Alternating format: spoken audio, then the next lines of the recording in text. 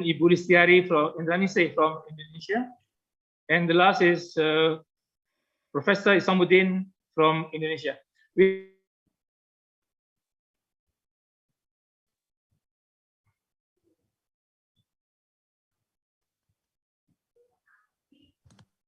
Suara Pak Estu hilang. We have also what part session after the offer.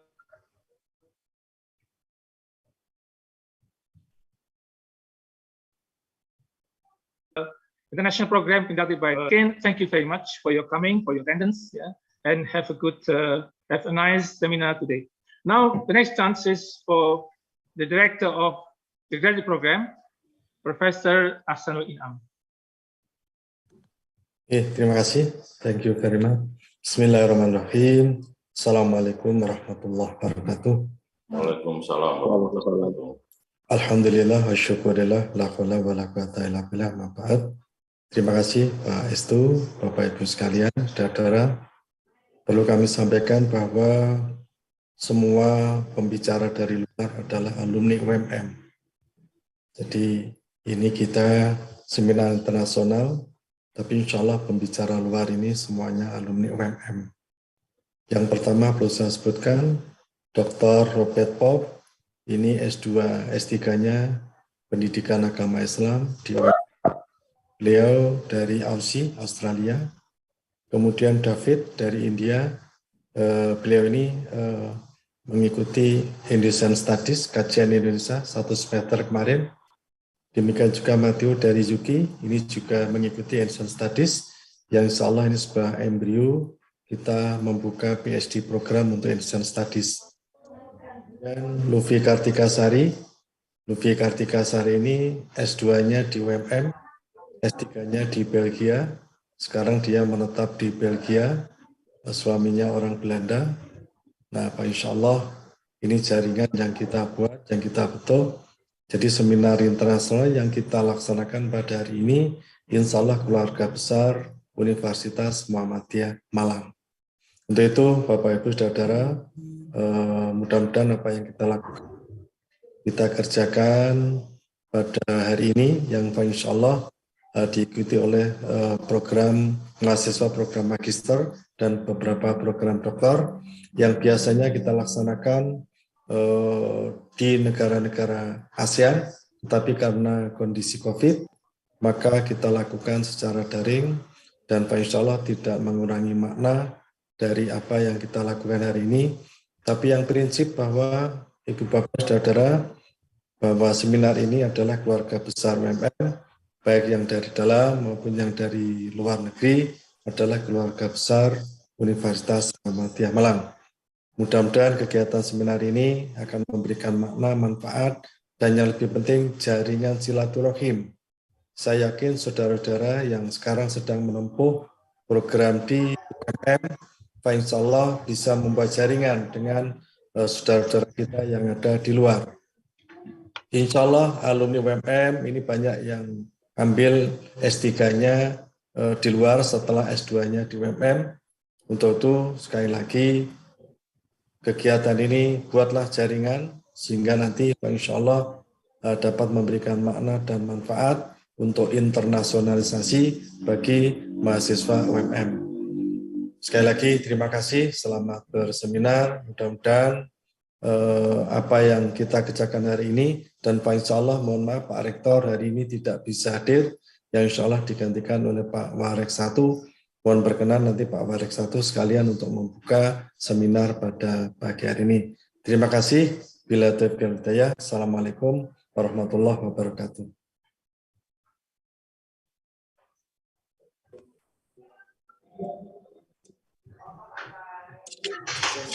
Thank you very much, Professor Ahsanul Inam, the Director of Directorate of Postgraduate Program of UMM. So while waiting for the Vice Sector, I'm here. Oh, I'm sorry, Prof. Samsul. Yes. Ladies and gentlemen, now Professor Samsul has been with us almost today, this morning. So he looks very happy and very handsome. Oh yes, thank you. Yeah. Okay, Professor Samsul, I think now the time and screen is are for yours. Okay. The screen and time are yours. Okay, thank you. What can I call you? Mr. Hammer? Yeah, thank you. Bismillahirrahmanirrahim. Assalamualaikum warahmatullahi wabarakatuh. Do you hear me? It's very clear. Okay, thank you. Innal hamdalillah la haula wala quwwata illa billah asyhadu an la ilaha illallah wa asyhadu anna Muhammadan abduhu wa rasuluhu nabiyya ba'da. The Honorable, the Director of the Postgraduate University of Malang, Professor Hasanul Inam, Ph.D, and all of the first director of the graduate of University of Malang. And also I want to say hello to all of head department and also the committee of the international conference that holds in the morning. And the Honorable, the invited speaker, I get the list here. I want to mention one by one. And the number one is John Robert Paul. Are you there, Robert Paul? Hello, Robert Paul. Are you there? It doesn't come yet, yeah, Pastu, yeah? Not yet, I think. Not yet. Yeah, not yet. Yeah. Robert Paul actually alumni from our graduates, and he is from Melbourne, Australia. And I want to share hello, Matthew from UK. Are you there, Matthew? Hello, yes, I'm here. Hello, nice to meet you, Matthew. How are you? How are you doing? You okay? You look fresh. You look handsome. You too. Thank you. Okay. And also Lufi Kartika Sari, I think he's from Indonesia, even though written here from Bulgaria. Are you there? Yeah. And David Happy Pradaan from India, from Hinds. Yeah. Hello. Good morning, Bapak. I'm here. Hi, good morning. Hello, how are you? I'm fine, thank you. Yeah. Where is your pictures? Yes, okay. And then, it is my college, Professor Lili Zalizar. Are you there, Prof. Lili? And also it is my... Yeah, good morning, sir. Good morning. Kumaha, Damang? Hi, Alhamdulillah. Okay, thank you. And also Professor is my teacher English, my English teacher, Professor Ishomuddin. How are you, Prof? Yeah. Okay. Fine. Thank you for inviting me to deliver my opening remark, and also maybe to deliver my in quotation mark here, my keynote speaker on behalf of the rector. But before getting to the core of my speech, let me say three things first. Yeah. Firstly, gratitude to God for the abundance of His grace, so that we can meet virtually. As we know, we are still haunted by COVID-19. And actually, I had bad experience last week. I infected by new variant of COVID, Omicron. Yeah. I think it's a bad experience for me because I should stay in my home in 1 week, which make me boring. And even though we stay in one house, we should separate it with my beloved, my beloved, my wife, and also my son. Yeah. After I get the negative after test antigen, my son also infected by Omicron. So no, I'm very happy. I'm very fresh. I get healthy, so that's why I say Alhamdulillah Rabbil Alamin to our God, because Allah always best of the help, not only to me and also to you all. And the second, I would like to thank the committee for the invitation to the Chancellor to give a speech at the international conference held by the Graduate University of Muhammadiyah Malang. It's the second thing that I would like to share to you. And thirdly, I apologize because actually the Chancellor, the Pak Rector, wanted to be present in this forum, but it turned out that he had other more pressing event, so he asked me to represent him. I hope his absence and my presence will not diminish the reputation of this conference. I hope, in addition to his absence, I also apologize for not being able to meet the committee expectation, namely as a keynote speaker. Yesterday, the Secretary of Pak Rector, Pak Joko Susilo, sent me the disposition to Pak Rector to represent him. When I read the invitation, I'm rather shocked here because not just deliver the opening remark, but committee has asked to Pak Rector to deliver the keynote speaker here. I think for me, this task here is very difficult, while my time is very limited to prepare material related to this conference topic. Like in this morning, actually, I'm in the 9th floor in the same building with the graduate, because in the same time, I should attend the graduation held by language center. So I should divide it, share my time. Okay, so now I just want to convey the short point below.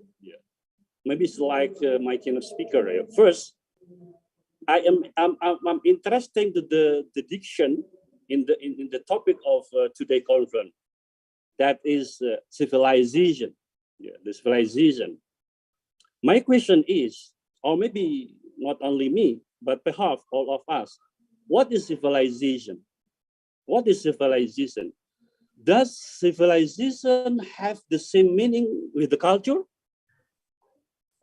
Because in the daily speaking, sometimes we can make the meaning different between civilization and the culture. In the Arabic term, there is the term like hadari and thaqafi. Or maybe in our bahasa, kebudayaan dan peradaban. It's different or it's the same? The meaning is same or different? Because one again, sometimes we cannot to make difference between the civilization and culture. Thaqafi and hadari. If I use the Arabic term here, it's different between civilization and culture.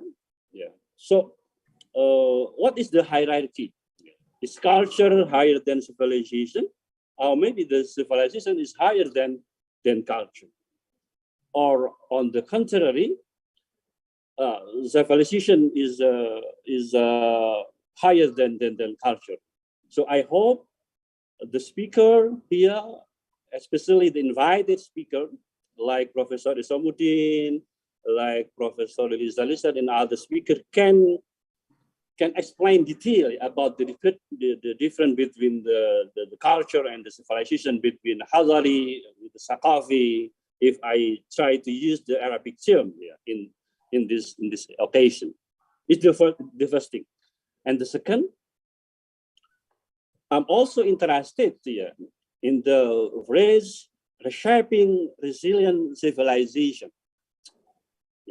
The question is, why should we reshape a formidable civilization? I think it's not easy equation. I think it's the hard or heavy question. Even though I don't know how many tons is weight, I think it's a very hard and very, very heavy question, because building and reshaping civilization is the work of generations with us here, with us, generations with us here, not without us. It's generation with us here. Not on generation, it's not enough here. Caring for civilization also is the work across generation, lintas generasi here. So in my opinion, to build, to reshaping the civilization, I think human resources and education are important pillar of civilization. Is the second thing. And the third, I would like to over the Islam concept about the civilization. I think we can explore, we can elaborate about the alternative from Islam, because Islam is not only religion in the Western meaning. Islam is like, maybe Professor Ishomuddin still remember, is SER cheap, quotation, if I'm not mistaken, he state that Islam is not only religion but also culture and civilization. So that's why if you want to try to offer the alternative to reshaping, to rebuilding civilization, I think we can reverse to Islam is alternative. Okay, I think this 3 point is enough. So, and the last but not least, enjoy the conference, and let's say together bersama to start the conference in this morning. Bismillahirrahmanirrahim. That's all. Thank you. Once again, my apologies to all of you, especially the graduate and also to committee. Keep healthy. Assalamualaikum warahmatullahi wabarakatuh. Waalaikumsalam warahmatullahi.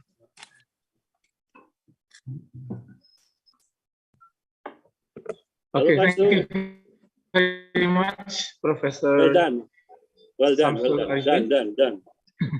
for your your lovely speech. Yes. Lovely speech, also keynote speech. I think Yes. civilization is part of your expertise here, Professor SYamsul. Yes. I'm so sorry because I should back to the ceremony in this floor. Yeah.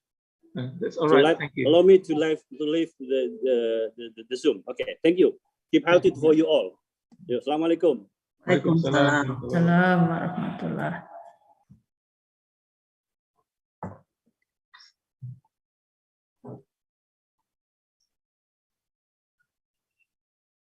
Bismillahirrahmanirrahim. Assalamualaikum warahmatullahi wabarakatuh.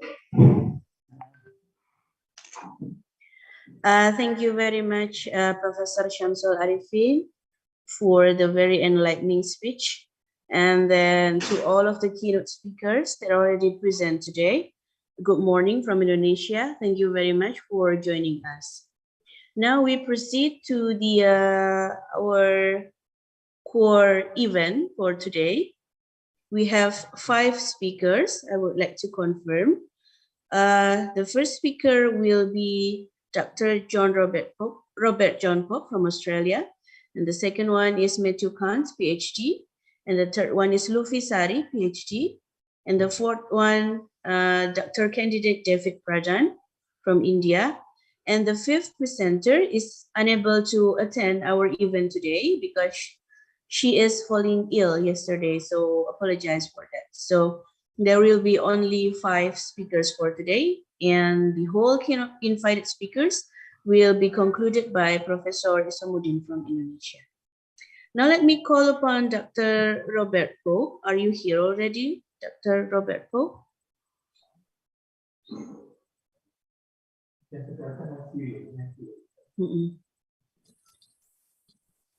Okay. I think it's not here yet, so let me. Oh, Matthew is already here. Is it okay for you, Matthew, to be the first presenter today? Sure, no problem. Right, okay. So before Matthew is giving his speech, I would like to introduce a little bit about Matthew. I got this profile from your LinkedIn, if you don't mind.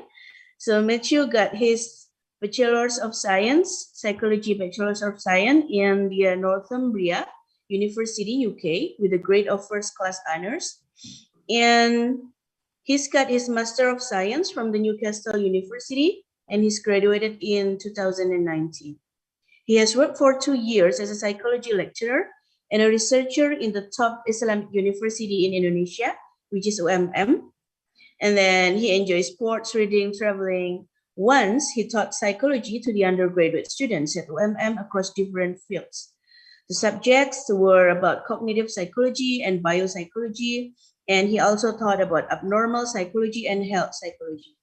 He also has a research into the psychological impact of COVID-19 in Indonesia. So please, Matthew, the time is yours. Thank you. Am I okay to share presentation slides? Sure. That's okay. Cool. Recording in progress.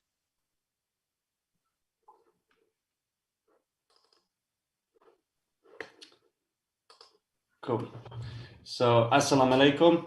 I'd just like to say thank you to everyone for the invitation to the event today. I appreciate being asked to speak as a speaker at this event.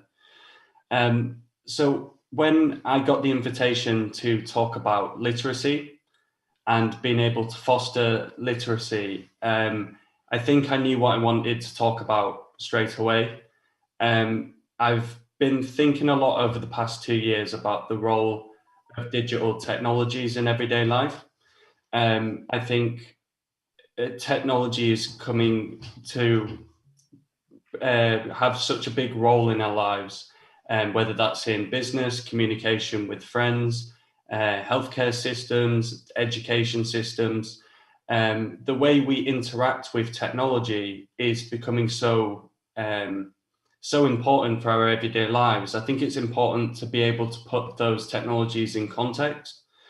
And the reason why I think that's important is because traditional forms of literacy, such as being able to read or write, it's quite different when you then try to become familiar with digital platforms. And I think because when you have a paper and pen, the paper and pen don't have agency. You know what you're doing with the paper and pen at that time. But when we use these different digital platforms, the people who develop the platforms may have different ideas of what they want from the technology than you setting out to use that technology. So I think the perspective we have about digital technologies and how we learn to use these technologies are as important as how useful these technologies are themselves. So I was working for the past 2 years in Indonesia as a lecturer and researcher. I arrived in Indonesia in February 2020, just before the pandemic hit. So that was slightly bad timing for traveling abroad to teach. But it really showed me how important digital technologies really are in our everyday lives. So being able to communicate with my family back home and get news from back home, being able to conduct online lectures, being able to set assignments and grade assignments and things like that online, being able to order food from Gojek or things like this, so it would reduce social interactions. Technology was one of the really important parts of the pandemic, and I think without it, it would have made the pandemic much more difficult. So in Indonesia is a country which is undergoing a digital revolution at the moment.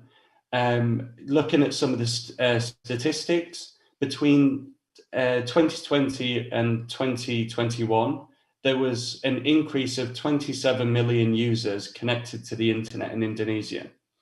And that's around 202 million users, internet users in total. Social media users is about 170 million, and an increase again of around 27 million between 2020 and 2021. So the amount of people in Indonesia who have smartphones, computers, tablets, laptops, things like this is increasing every year. And it will continue to increase that way, much similar to trends in other countries around the world. One of the impacts of that is that our businesses, our healthcare systems, our education systems are going to become more and more dominated by technologies. And that's a great thing because there's so much you can do with technologies. One of the questions I would ask, though, is what roles are these technologies actually playing in our societies? And that's really been the key question, which has been interesting me over time. So one of the problems is that there are so many different technologies now.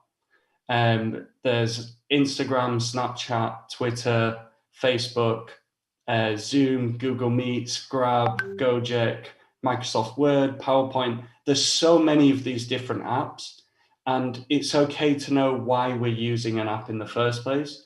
But it's quite interesting to ask, what are the developers of the app wanting from us? So if we're using a social media platform, for example, and we're not paying the service to use that platform, then quite often we become the product in that sense. So for example, whether it's Facebook or social media selling data to third parties, using the sophistication of these different platforms to influence your behavior, your thoughts, your moods. I think it's a big part of digital literacy for me is not only how we learn to use the products, but learn how those products are embedded within our society. So how do you define digital literacy? So there was a researcher called Paul Gilster in 1997 who gave a very broad definition of digital literacy.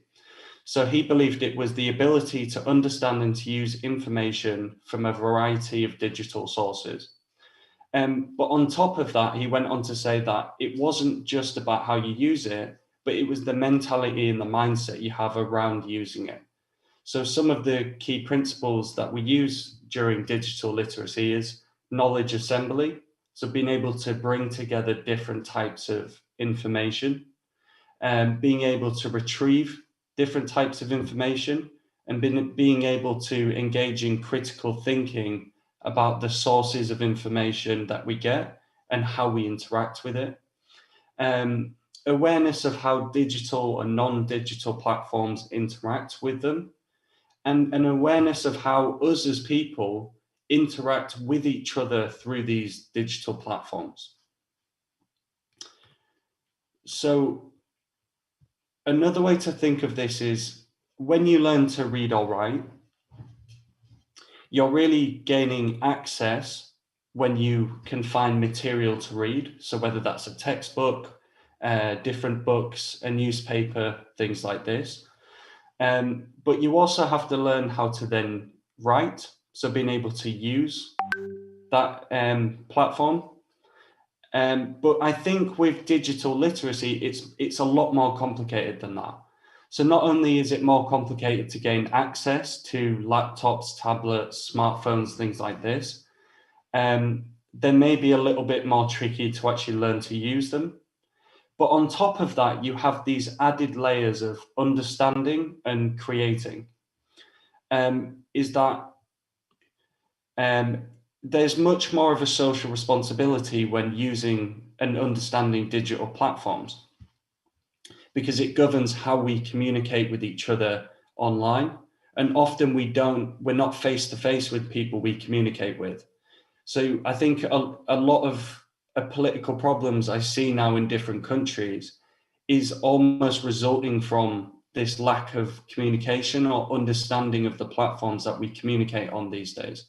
So whether that's through Facebook, Twitter, things like this, seems to be a lot more problems engaging in conversation in those platforms if you had a conversation with someone face to face. So I think these top two layers of understanding what the platforms are what the dangers in the platforms are, and how we understand those embedded in our cultural context. And then how do we overcome those problems to actually be able to use these digital technologies in the most productive ways? So I think that's the key question that I would try to get to.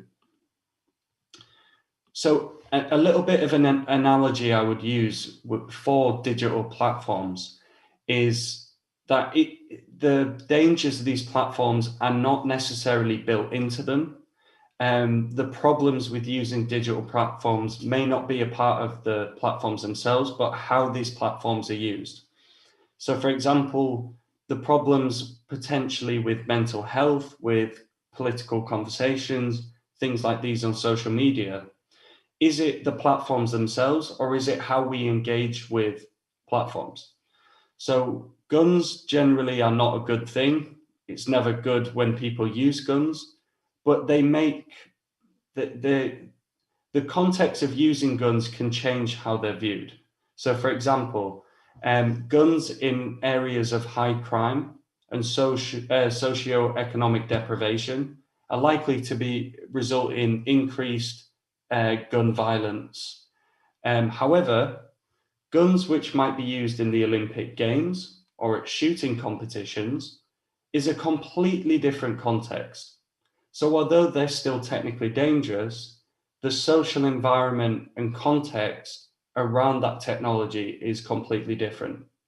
So I think being able to get to a place where we understand the context of the platforms we're trying to use in the wider social societies is very important for developing digital literacy and learning how to use these different technologies. So I won't go too deep into technology and maybe the positives and the negatives, because I think there's so many different areas you could go into. But social media has been a big it's been a big thing on the international headlines. I'm sure it has been in Indonesia. It was a little bit when I was there. So I'd just say things like, on the positive side, social media can be used for things like civic and political engagement. So creating wider conversation between different groups of people, being able to bring some people together and facilitate conversations. It can allow people to voice their opinion and their personality and be heard in a way that might be impossible in other contexts. And things like social media have also become a good source for things like treating mental health online. And that can help people who may find it difficult to visit or access traditional offline treatments. So there's a lot of positives about technology and how we use it, but there are also some problems, I would say. So because social media has a very short time for posts to actually circulate, posts on social media can be driven much more to emotional sensitivities of voters rather than what you might have in a long conversation. So for example, communication practices, so whether that would be through media, books, and things like that, which are now moving to social media, can no longer be separated from consumption orientations. So individuals can be mobilized by commercial frameworks with affect and emotion as the main currencies. So essentially, the social media platforms, because they're a site of consumption, the lines can get blurred between when we should engage in different kinds of discourse. So learning how to read those different posts, evaluate where different posts came from, and understand the background around what we see online is important for kind of understanding how to use and engage with these different platforms. So how would we teach digital literacy, and how would we facilitate that? So I think on the most basic level, you have access. So it's great if more people can get smartphones, laptops, things like this.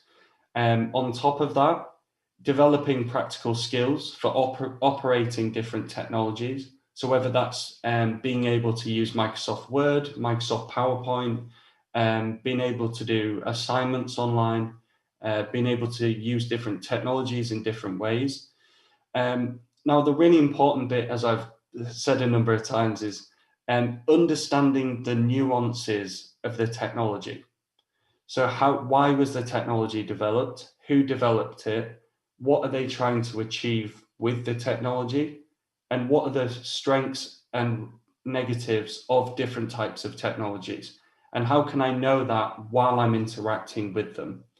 And then once you understand those nuances and how they fit in and interact with the larger society, then you can begin to create new and productive things using those technologies in the right way.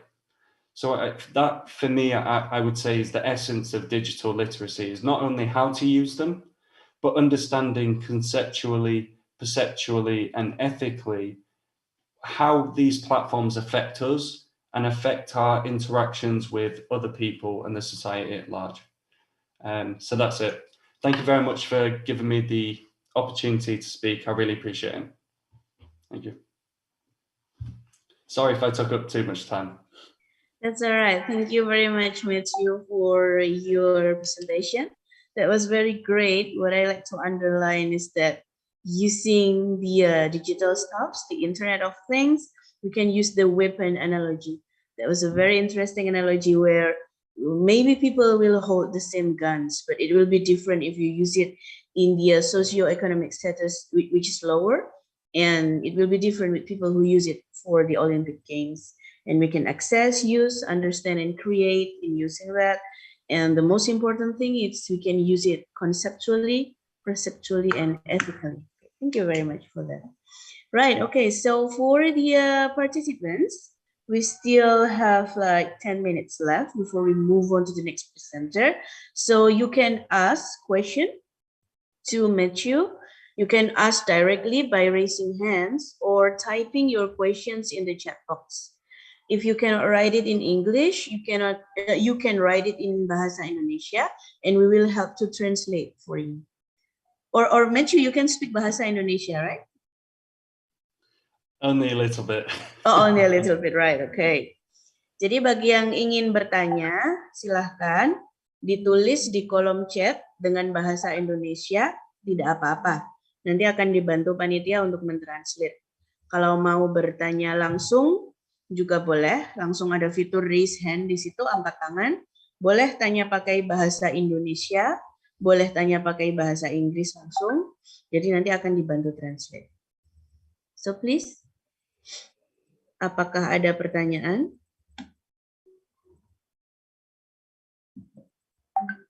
No? Okay, while waiting for the question, I was wondering, like, since you are majoring in psychology, oh, here it is, Sri Hartiningsih. So let's give the opportunity to the participant first. Yes, Sri Hartiningsih, silahkan. What's your question? Well, thank you. Well, this one, it could be interesting topic, talking about technology, right? Well, one of the problem, it could be challenge, it could be cultural barrier, right? Because every part of the place have different culture here. My question is that how to overcome cultural barrier? Thank you. Okay, thank you, Dr. Harti, for the question. So how is it? Every nation has a different culture regarding the use of technology. How do you overcome this barrier? So please, Matthew. Sure. Well, I think a part of the problem is that some of the technologies like Facebook, Twitter, things like these have been designed to create small pockets of interaction. So they use computer algorithms. So when you like something or view something, you start being fed more information that is related to what you like, and it can create small pockets of information that isn't related to things outside of that. So does that make sense as a description? So the computer algorithms kind of separate people into different camps. I think one of the ways is to purposely expose yourself to different opinions, and also watching your own emotional reactions to those opinions and not judging them, just feeling them and how they are. So I think being able to listen to people from different backgrounds, even if you very much disagree with them, is quite important, because then you can start a dialogue with those people, or even update your own way of thinking. So yeah, just getting information from different sources, and being able to expose yourself to different kinds of information, even if you don't like them. Right, thank you, Matthew, for the answer. So how is it, Bu Harti? You're still on mute.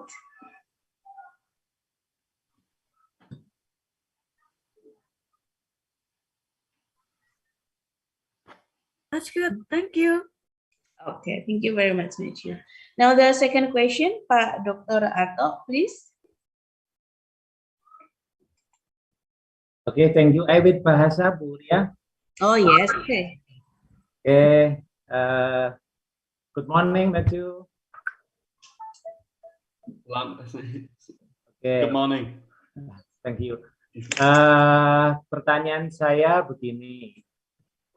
Indonesia ini adalah negara kepulauan yang masyarakatnya sangat heterogen dalam menerima literasi digital.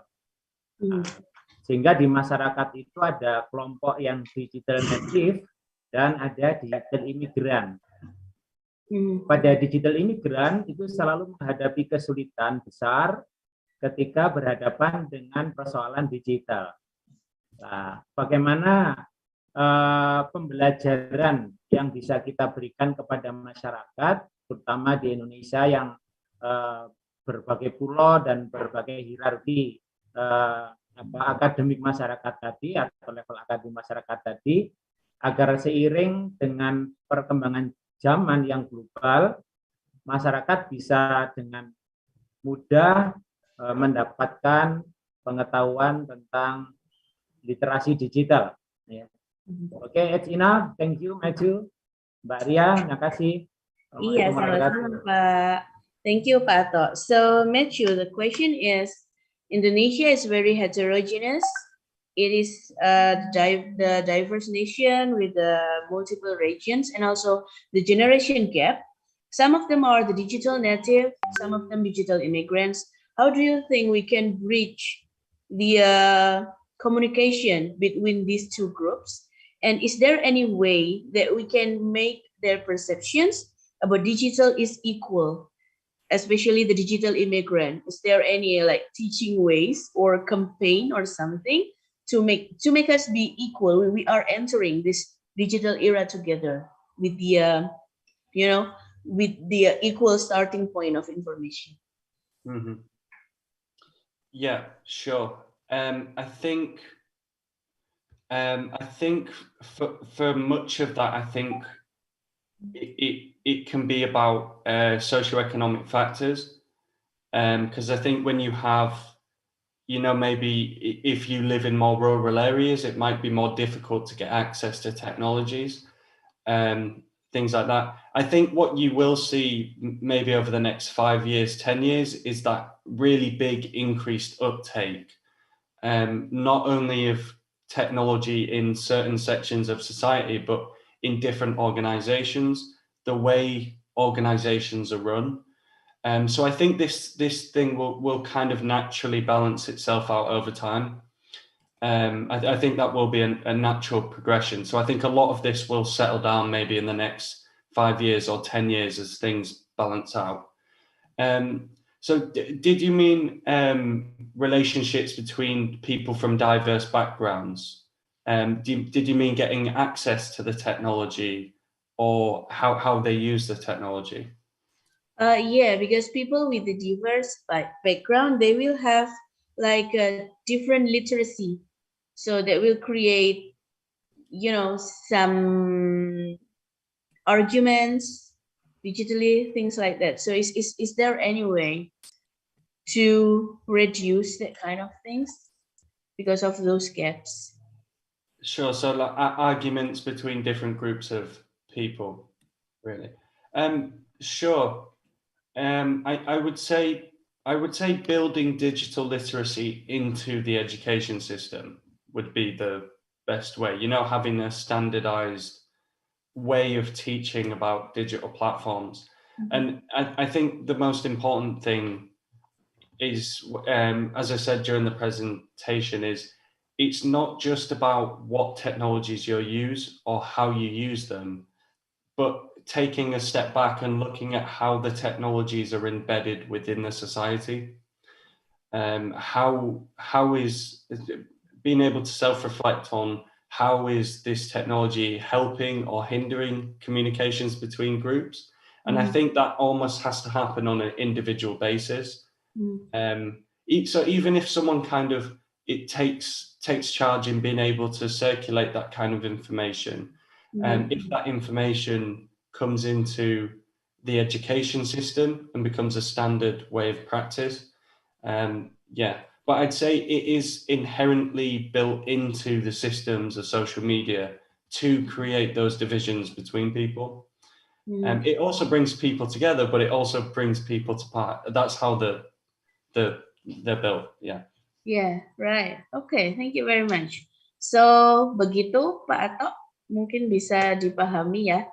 Jadi mungkin 5 atau 10 tahun lagi, mereka akan balance out, lama-lama akan seimbang. Karena mau tidak mau yang digital immigrant ini juga akan terbawa dan belajar. Nah, kalau untuk cara mengajar memang sebaiknya it should be inherent, harus mulai dimasukkan ke dalam pendidikan, seperti itu, dan mulai dipraktikkan. Jadi seperti dibiasakan penggunaan itu secara konseptual, perseptual, ethical, dan lain sebagainya. Jadi ada banyak cara untuk memasukkan digital literacy ke dalam pendidikan. Begitu, Pak? Oke. Okay, maybe 2 more questions. One from Dr. Aulia Rosa, and the last one is from the chat because we still have 4 other speakers. Okay, so please, Dr. Aulia Rosa, your question. Okay, thank you, Ms. Ria. Assalamualaikum warahmatullahi wabarakatuh. Waalaikumsalam. I have one question. Pak colokan di mana ya, Pak? What is your opinion about digital platforms right now? We know that social media playing an important role for forming good and bad opinions about some social situation. Just like now, we heard war in Ukraine and Russia, but the media is really playing an important role for all audience like us to hear and to follow any information from digital platforms like YouTube and like Facebook. So, do you think that we need a universal regulation around the world so we can avoid any misinformation about something that happened nowadays around the world in every place we knew? Thank you. Yeah, thank you. It's a great question because it's a question we don't know how to answer. On the one hand, censoring information so that it's not propaganda or leads people astray might be good, but on the other hand, who decides what information should be censored? So it's kind of between these two things. It's a question I'm not sure how to answer. Who would censor the information? Berarti sudah ini. Oh gitu. Soalnya ada yang pamit. Misalnya kayak habis presentasi saya. Digital platforms have this ethical responsibility built into their use, and I think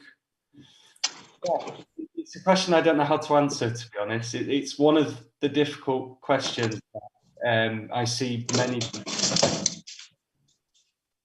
Sure. Sorry, that doesn't answer the question fully. Right. Okay. So, Dr. Rosa, does it answer your question? I think this is the same question is being asked by one person in the chat. Is there any regulation that we can apply together to combat hoaxes and also in countering disinformation?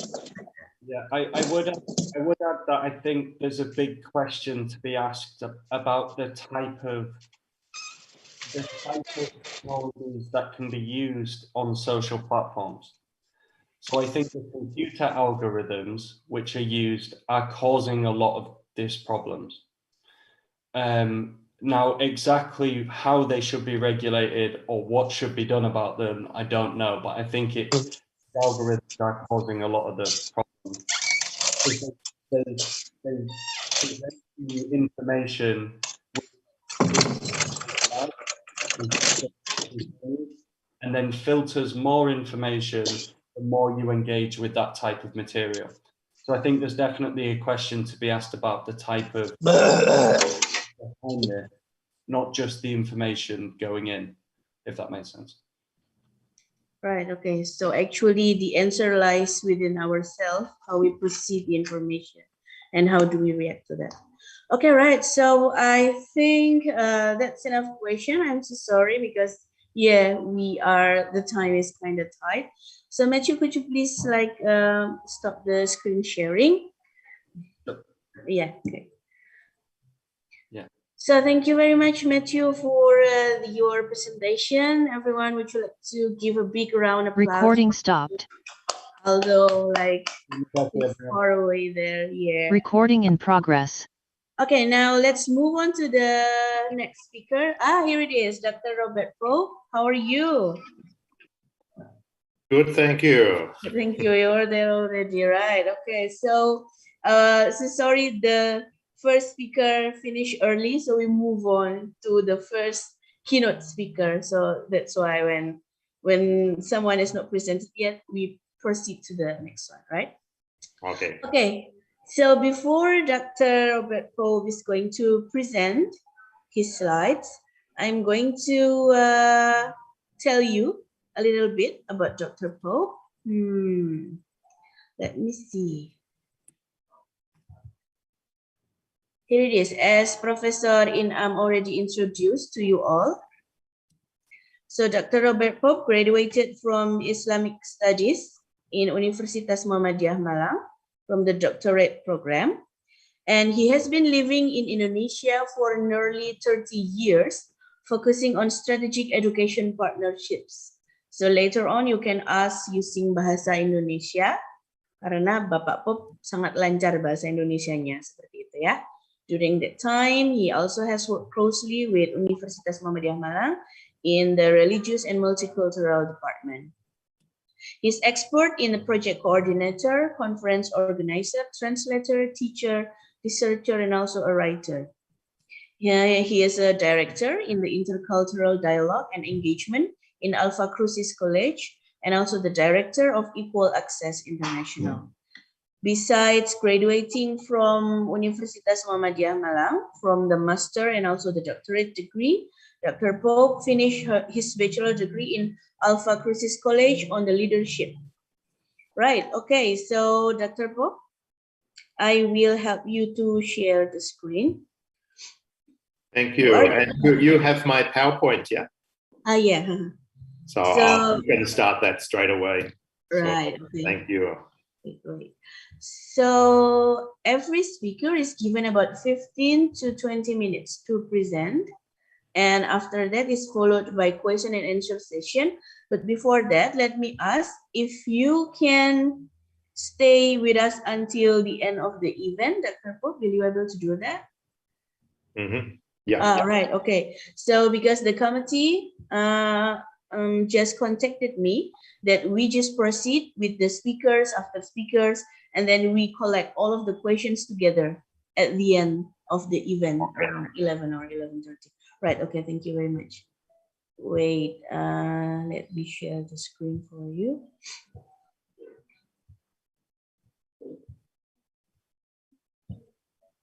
Here it is, can you see it? Yeah, thank you. Right, okay. Okay, Assalamualaikum warahmatullahi wabarakatuh. Waalaikumsalam warahmatullahi wabarakatuh. Mungkin saya bisa bicara bahasa Indonesia cukup lancar kalau langsung menghadap orang Indonesia, tapi mungkin lewat Zoom saya mulai sedikit kaku karena takut dengan teknologi. Jadi hari ini saya ingin bicara mengenai studi agama dan model pola pikir kritis untuk siswa modern. Dan itu hanya bukan untuk siswa di universitas, tapi untuk SMP, SD. Analisis atau current. Ini ada yang tidak mute di sini. Karena ada data itu pada saat saya dengar orang bicara ya. Apa namanya, memperoleh data. Wait, okay. Bisa tolong mute kah? Okay, we're so sorry. To all participants, Bapak Ibu sekalian, mohon untuk di-mute dulu ya. Oke. Silakan. Akan lanjut dengan slide. Jadi untuk setiap orang Indonesia, biasa mereka harus memilih salah satu agama ya. Dan ini dari tahun 60-an dimulai di Indonesia dari agama-agama tertentu. Lalu pendidikan agama biasa dikotakkan. Jadi orang Islam, kalau orang tua agama Islam, mereka ikut pendidikan Islam dan seperti itu. Nah, ini agak beda untuk saya, jelas agak beda ya. Dan juga untuk anak saya yang lahir di Indonesia, anak saya lahir di Kediri, tapi dibesarkan di Sulawesi dan masuk di TK di Sulawesi, di daerah mayoritas Islam. Dan konsep ini sangat beda untuk anak saya. Karena mereka, walaupun ada perbedaan, mereka hampir tidak sadar ada perbedaan. Dan mereka main seperti mereka pasang jilbab sebagai anak kecil, dan istilah dress ups. Saya menyesal saya tidak bawa foto dan bisa tunjukkan dua anak saya, karena saya tahu orang Indonesia suka lihat anak kecil dari orang Barat mungkin pasang jilbab seperti itu. Lalu mengenai hal ini, bagaimana pendidikan disendirikan sesuai agama, ini hal yang belum tentu positif untuk menyiapkan orang untuk dunia multikultural.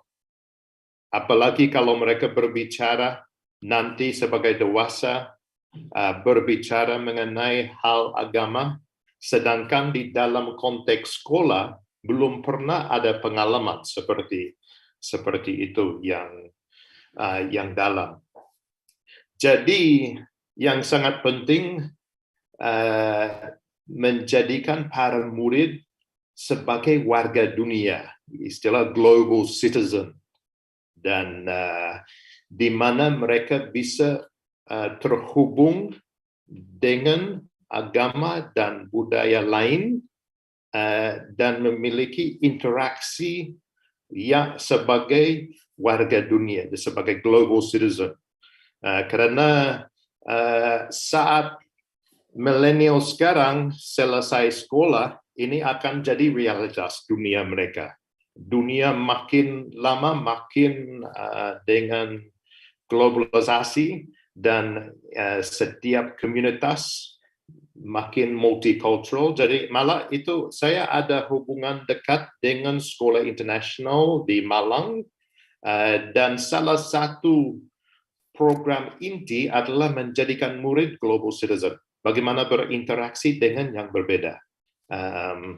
Nah, kalau membuat batas dan jarak, itu bukan sesuatu yang baik dalam menyiapkan murid dengan baik untuk globalisasi. Nah, terus interaksi yang bermakna di dalam pendidikan keagamaan untuk siswa dan guru sekolah. Jadi Profesor Muhammad Zudi dari UIN Jakarta, ia memberikan beberapa langkah, 3 langkah, bagaimana guru bisa mengajar murid berdialog mengenai pendidikan agama di dalam kelas. Jadi yang pertama, untuk slide berikut, yang pertama, murid di dalam kelas harus mulai mengerti mengenai keragaman agama di dalam komunitas mereka, di dalam lingkungan mereka, di dalam komunitas mereka, di dalam negara mereka. Bukan hanya mereka melihat yang sama dengan mereka. Nah, yang kedua, mereka pelajari secara objektif. Itu sangat sulit. Kadang pelajari secara objektif kepercayaan dan praktik budaya agama tanpa stigma. Ya, jadi bagaimana? Nah, ini bukan hanya agama secara formal, tapi di dalam agama ini bukan hanya orang Kristen belajar mengenai Islam, tetapi secara internal di dalam setiap agama bisa saja ada stigma antara berbagai aliran, atau misalnya di dalam dunia Kristen ataupun di dunia Islam, dan ya, bisa saja ada stigma terhadap orang lain. Jadi bagaimana belajar secara objektif mengenai agama dan aliran di dalam agama itu tanpa stigma. Dan ini lebih terarah ke hati juga. Mana sikap di dalam seseorang terhadap yang berbeda itu bisa dirubah melalui pendidikan. Ini kami pernah menjalankan, ada namanya Peace Camp di Indonesia, mungkin 10 kali ada Peace Camp, mana ada grup dari Australia datang, dan selama 2 hari ada acara, ada retreat, mungkin dengan 40 orang Muslim, 20 orang Kristen, sekian orang Buddhis, ada retreat, dan mereka saat itu saling mengenal. Dan mungkin belum pernah bicara, belum pernah kenal, dan juga saling maafkan dalam konteks itu Peace Camp. Ya. Jadi dari situ yang poin ketiga, bentuklah dialog yang bermakna antara orang yang berbeda. Jadi ini semua untuk menggeser dari pola pikir negatif dan berubah pendekatan positif dan menyiapkan murid sebagai global citizen, dan mana mereka bisa keluar dari pendidikan mereka dan berinteraksi dengan baik, bicara mengenai agama secara objektif. Jadi yang kedua, poin B, pola pikir kritis untuk para siswa dan para guru. Nah, ini saya lebih ada memberi konteks untuk pendidikan agama Islam karena saya baru wisuda dari Muhammadiyah. Jadi pada umumnya ajaran dan materi dalam pendidikan Islam terutama diberikan untuk menghafal, ya, menghafal dan memahami pelajaran, dan menghafal adalah elemen inti dari pendidikan sering. Tapi pada tahun 2013 mulai suatu pendekatan baru, mana pendidikan Islam jauh lebih interaktif daripada sebelumnya, dan sampai menganalisis informasi dan bahkan dalam satu pertanyaan bisa lebih daripada satu jawaban yang benar. Nah, ini semua informasi ini berkaitan dengan presentasi sebelumnya. Ini memberi kapasitas untuk menfilter informasi dan tidak hanya terima apa yang ada. Jadi dengan pendekatan ini menumbuhkan generasi yang produktif, kreatif, dan inovatif. Nah, ada beberapa poin ini berhubungan dengan PAI 2013. Yang pertama ini mengenai pendekatan pola pikir kritis. Yang pertama mengamati. Saya hampir selesai di sini. Yang pertama mengamati. Jadi para siswa membaca, mengamati, dan diajarkan untuk berpikir analitis dan kritis. Yang kedua bertanya. Dan ini termasuk untuk anak SD. Didorong untuk bertanya, meramu pertanyaan, kreativitas, dan rasa ingin tahu dan memiliki pemikiran kritis. Bereksplorasi, ada kemampuan untuk wawancara orang lain,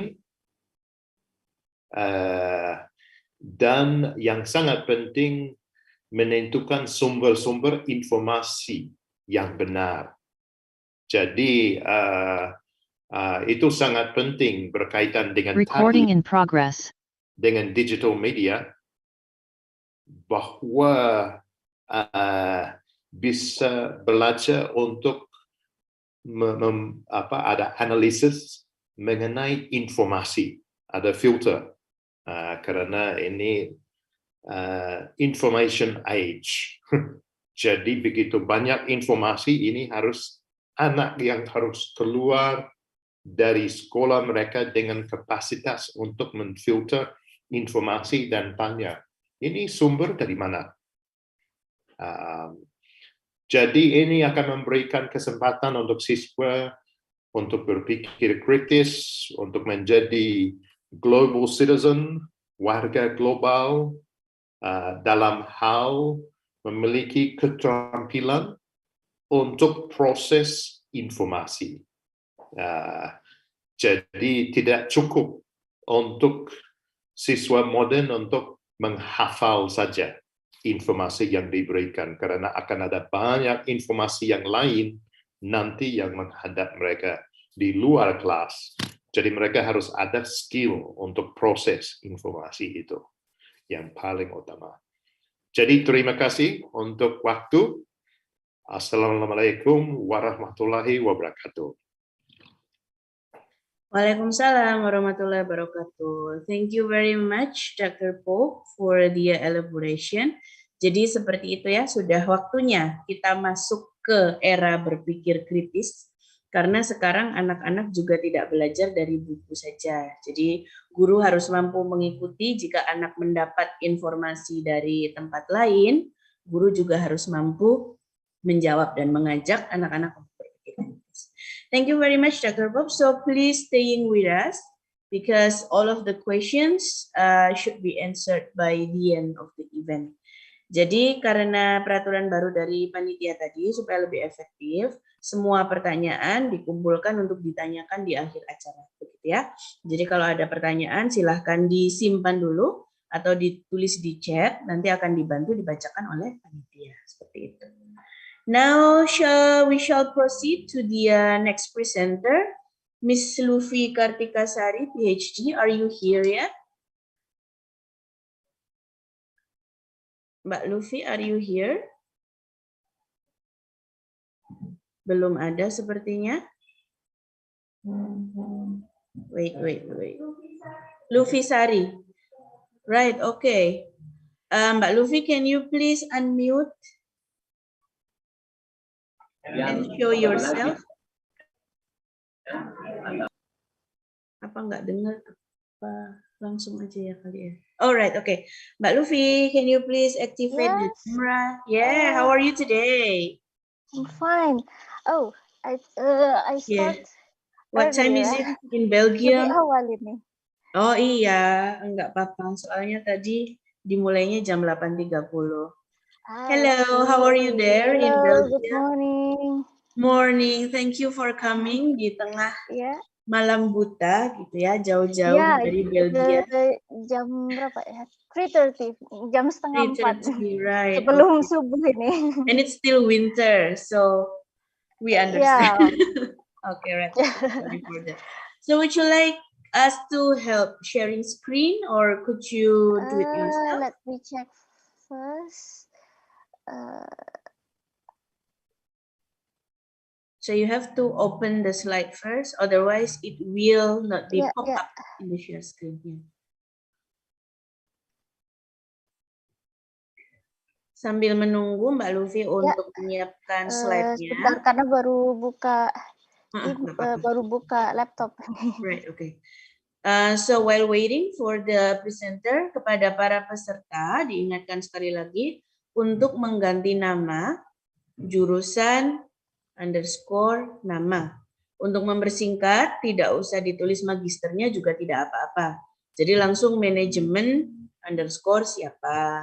Sosiologi, underscore, siapa. Seperti itu. Karena untuk memudahkan nanti pembagian breakout Zoom. Lalu yang belum mengisi presensi, dimohon mengisi. Ini penting karena meskipun Anda tidak presentasi hari ini, akan mendapatkan sertifikat seperti itu ya. Jadi silahkan diisi di kolom chat. Oke, Mbak Lufi, are you ready? Yeah, I think you can share my my screen. Yeah. Okay, I'll help you to share screen. You can just say next when I have to move on to the next slide. Okay, yeah. Thank you. Tunggu sebentar.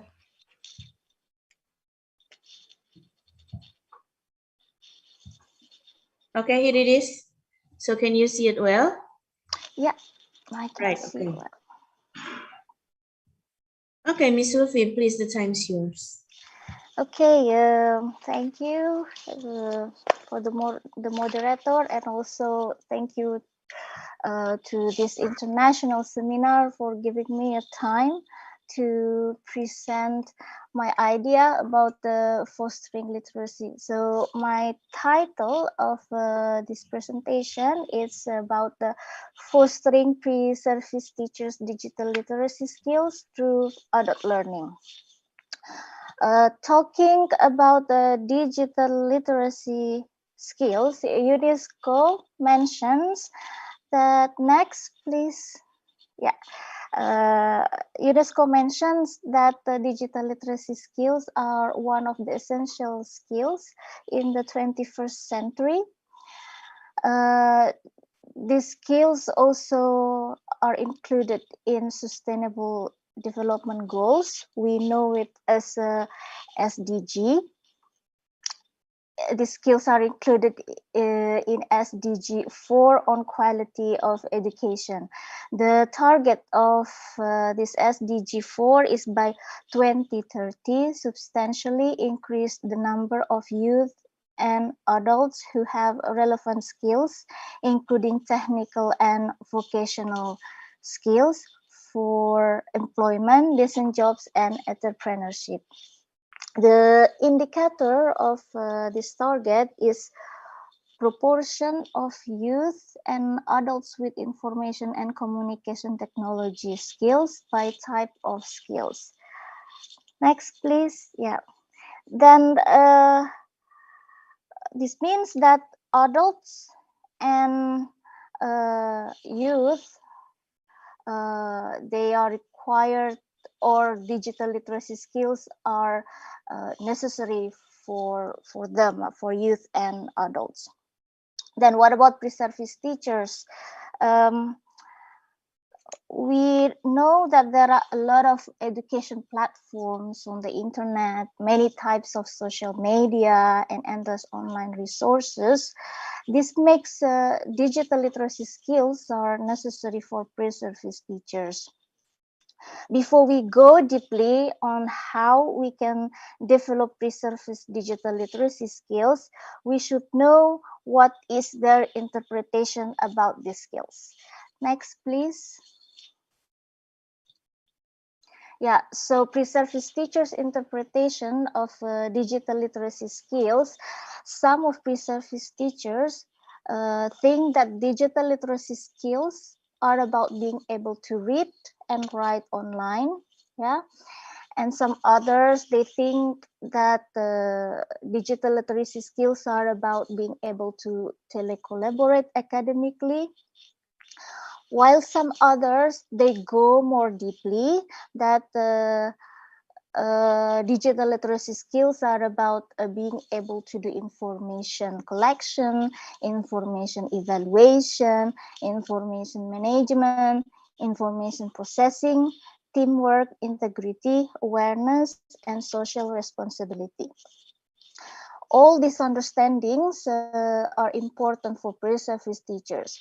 For example, being able to utilize online tools or platforms can help pre-service teachers to improve their teaching skills. And also being able to evaluate and be critical on the information that they get from online resources are also important. We know that school children, students, they trust more and be dependent on the information that they obtain from their teachers. And also there are particular communities that we know that they treat teachers as the main source of the information. So then how can we develop pre-service teachers' digital literacy skills? Several aspects should be considered. Here first is being ready. The second is facilitating different learning opportunities where pre-service teachers can acknowledge the pedagogical value of ICT. The third is learning method utilizes autonomous focus approach, means that pre-service teachers are facilitated to explore independently. And then the last, we need to emphasize the teacher's role here. Then what about pre-service teachers? Are pre-service teachers considered as an adult? Next, please. Yeah. So how we're going to do we need to use adult learning to facilitate pre-service teachers' digital literacy skills development? So you know that adult learning firstly introduced by Malcolm Knowles in 1968. We know also adult learning, we call it as andragogy. The learning focuses on cognitive development. And then several principles of adult learning. It is learning-centric. Learners are independent or self-directed. Learners must have self-motivation. And then learning method is more facilitated learning where the teacher guides from the side. Teaching process is implemented by based on inquiry projects, experimentation, and independent study. Evaluation is more self-assessment. Then what about pre-service teachers? Are pre-service teachers considered as adults? The answer is yes. So pre-service teachers are considered as emerging adults. Emerging adults means pre-service teachers are in the beginning level of adulthood. In this beginning level of adulthood, people tend to be in the stage of searching for their identity and understanding who they are, their relationship with others, and the world around them. Burger states that teacher education should focus on pre-service teachers' cognitive development. From here, we know that adult learning and teacher education have the same focus, which is cognitive development. This indicates that it is better to train pre-service teachers in the way adults learn. I provide here 2 examples of adult learning. First is experiential learning. This kind of learning was introduced by David Kolb in the middle of 1980s. Several principles of experiential learning. The first is concrete experience. Concrete experience means that the experience should be real, and then learners should directly involve on the experience. The second is reflective observation, means that pre-service teachers should be given an opportunity to reflect on their experience. The third is abstract conceptualization. Here means that the pre-service teachers are facilitated to link their experience with the theory or concepts underlying it. And then the last is about active experimentation. Here means that pre-service teachers are given an opportunity to examine their learning in a new situations or new contexts. I found here 2 examples of experiential learning in fostering pre-service teachers' digital literacy skills. First study is about a virtual exchange. So pre-service teachers participate in a virtual exchange with other pre-service teachers from other countries. They are given an opportunity to share and explore about each other culture through this virtual exchange. And the result is not only this virtual exchange help pre-service teachers' digital literacy skills, but also it help their collaborative and intercultural skills. The second example is an online university course. So pre-service teachers participate in an online university course, and they are given an opportunity to do online exploration, which results not only pre-service teachers improve their digital literacy skills, but also they improve their critical thinking ability. Social media and smartphone also have potential to facilitate experiential learning, but more studies need to be conducted to explore this. So if any one of you are interested in doing these studies and need some help, need some guidance, most welcome.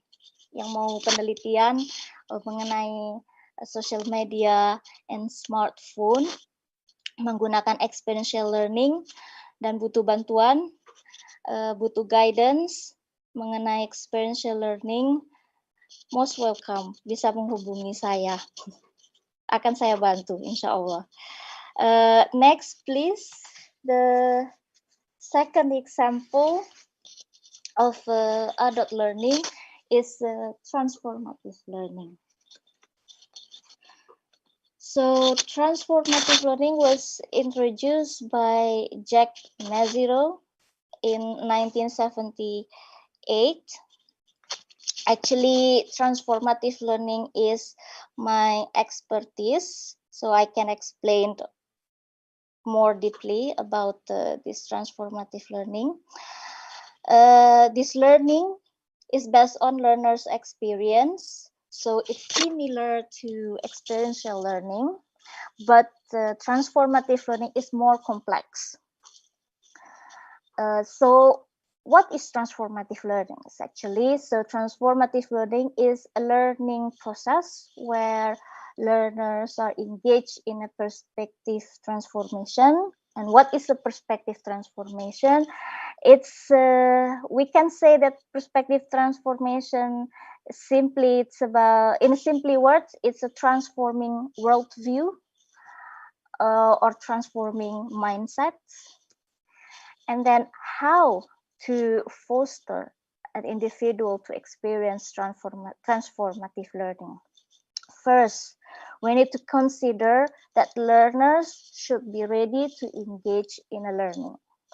Second is learners need to experience a disorienting dilemma, or we can call it a disorientation, triggered by cognitive dissonance.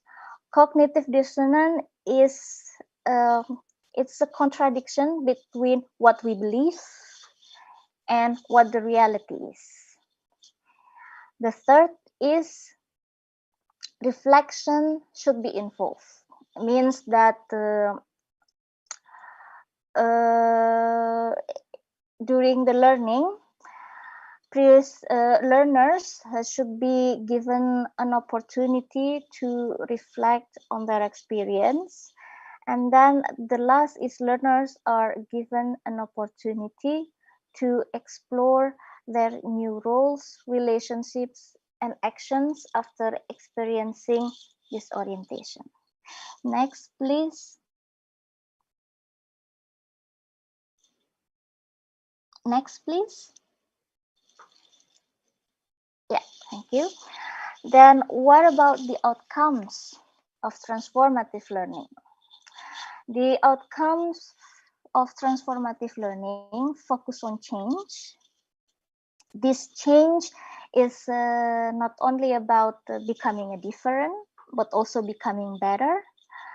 And also the transformative learning outcomes include changing in perspective, and then changing in behavior or actions, becoming aware of something or gaining a new understanding, increase self-awareness, and skills development. This skills development also, it's not only gaining a new skills, but also strengthening the existing skills. According to Sherman, transformative learning is most applicable for emerging adults. We saw earlier, yeah, that the pre-service teachers are emerging adults. So one pre-service teachers, one of the learners' potential to experience transformative learning. In teacher education, the implementation of transformative learning can be implemented in either practical or coursework settings. But from literature study, I see practical settings have more empirical studies rather than coursework settings. So more studies need to be explored about the transformative learning in coursework settings. I provide here 2 examples of a transformative learning, specifically in fostering pre-service teachers' digital literacy skills. First, in practical setting, pre-service teachers write a blog about their teaching experience during teaching practicum. So, but we need to emphasize here that pre-service teachers here, they like writing. So pre-service teachers who like writing are instructed to write a blog about their teaching experience during teaching practicum. And during this writing a blog plays a platform for pre-service teachers to reflect their success and their struggle in the classroom. Through writing this blog, it helped pre-service teachers not only improve their digital literacy skills, but also they can see themselves as a real teacher. And then the second example is in coursework setting. So here, pre-service teachers are given an assignment to edit Wikipedia. Pre-service teachers are given an opportunity to do online exploration and then to do research. So through this assignment, pre-service teachers not only they improve their digital literacy skills, but also they improve their research skills and their online communication skills. So please next, the conclusion here is that the focus of adult learning fits to the focus of teacher education. So from now on, we know that it's better to train pre-service teachers and adult as an other adults. And then the second is by using either experiential learning or transformative learning. The improvement is not only digital literacy skills, but also other skills relevant to their professional development. We saw earlier, not only they improve digital literacy skills, but also they improve their collaborative skills, their intercultural skills, their critical, the critical thinking skills. So it's like killing, killing one bird, I think the term. I think ada istilah yang di Indonesia itu killing two birds with one stone. Ya, nggak hanya menyelam sambil minum air ya, istilahnya di Indonesia seperti itu. Jadi skillsnya itu lebih nggak hanya digital literacy skills yang didapat oleh calon guru.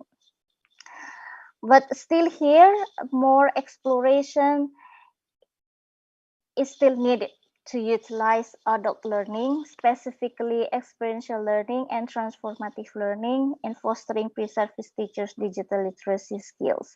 So here again, kalau ada yang tertarik, if any one of you want to do further research about how to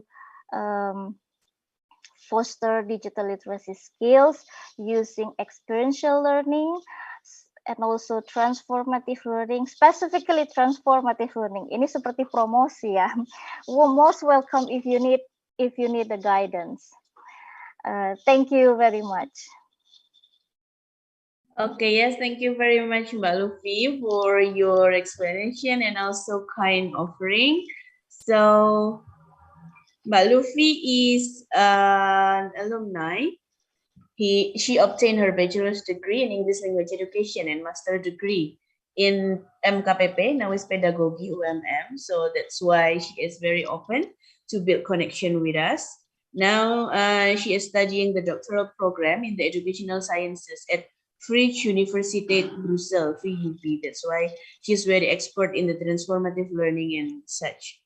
And she's also the awardee of 2 Erasmus scholarship, Erasmus Mundus, and the Master Exchange in the University of Trento, and Erasmus Lotus Plus. So if you want to learn how to win a lot of scholarships, you can also contact her. Gitu Mbak Lufi ya, bisa dibimbing untuk Yeah, cari I want to beasiswa juga. clarify that I haven't obtained my PhD yet. Actually, my private defense will be in the next 25th of March. Jadi, defense saya masih tanggal 25 Maret, private defense. Right. We wish you the best luck for your defense. Thank Tinggal you, beberapa doakan hari ya, lagi. semoga lulus. Amin, amin, inshallah. Right. Okay, now we move on to the next presenter, candidate of doctor, David Happy Pradaan. Are you here, Mr. Pradaan? Yes, can you hear me, Baria? Oh, yeah. Just can you speak a little bit louder, or because it's very low, the voice? Okay, can you hear me now? Is it audible? Yeah. Can hear you. I request that I'll not start the video because that will disturb the. Yes. I'm on low on network. Yeah. All right. Okay. Yeah. So here, how can I help you with this? So can I play now or? Yeah. You can play whenever you want.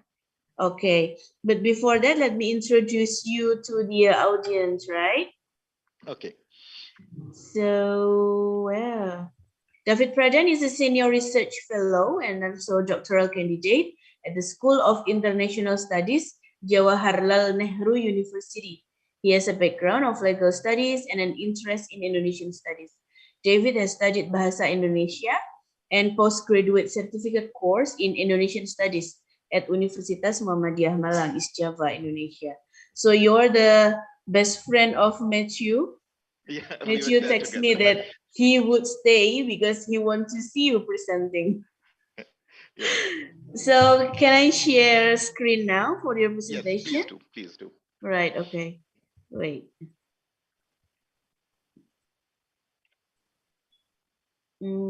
Implementing digitization of education in Indonesia, right?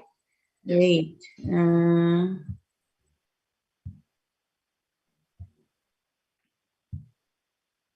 Here it is. Can you see it now? Yeah. Right. Okay. So if you want to move, just say next. Yeah. Good morning, everyone. Morning. Today I'll be speaking on implementing digitization of education in Indonesia, a critical analysis of the frameworks for transformative innovations. Next, please. Before I commence, I must say that I acknowledge my teachers at the Directorate of Postgraduate Studies at Universitas Muhammadiyah Malang. I can see Bapa Haris, Bapa Ishom, Budia, all of them.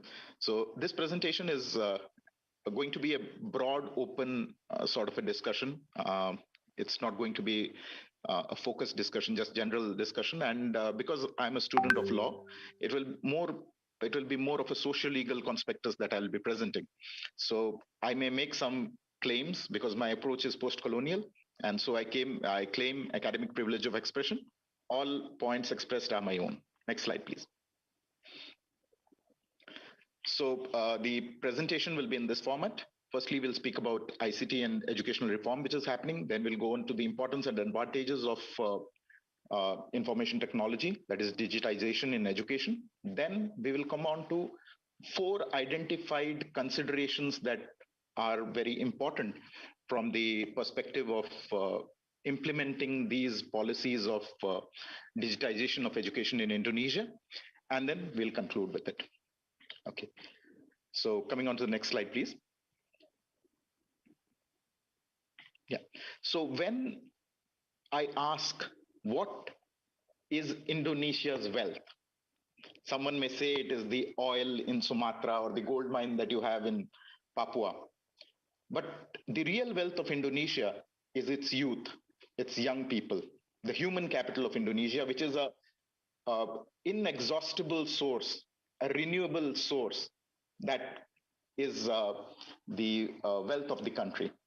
So this is something that can be improved, that can be constantly improved through education. So education is constitutive of human capital of Indonesia and it plays a decisive role in the creation, preservation, and development of the national economy of Indonesia.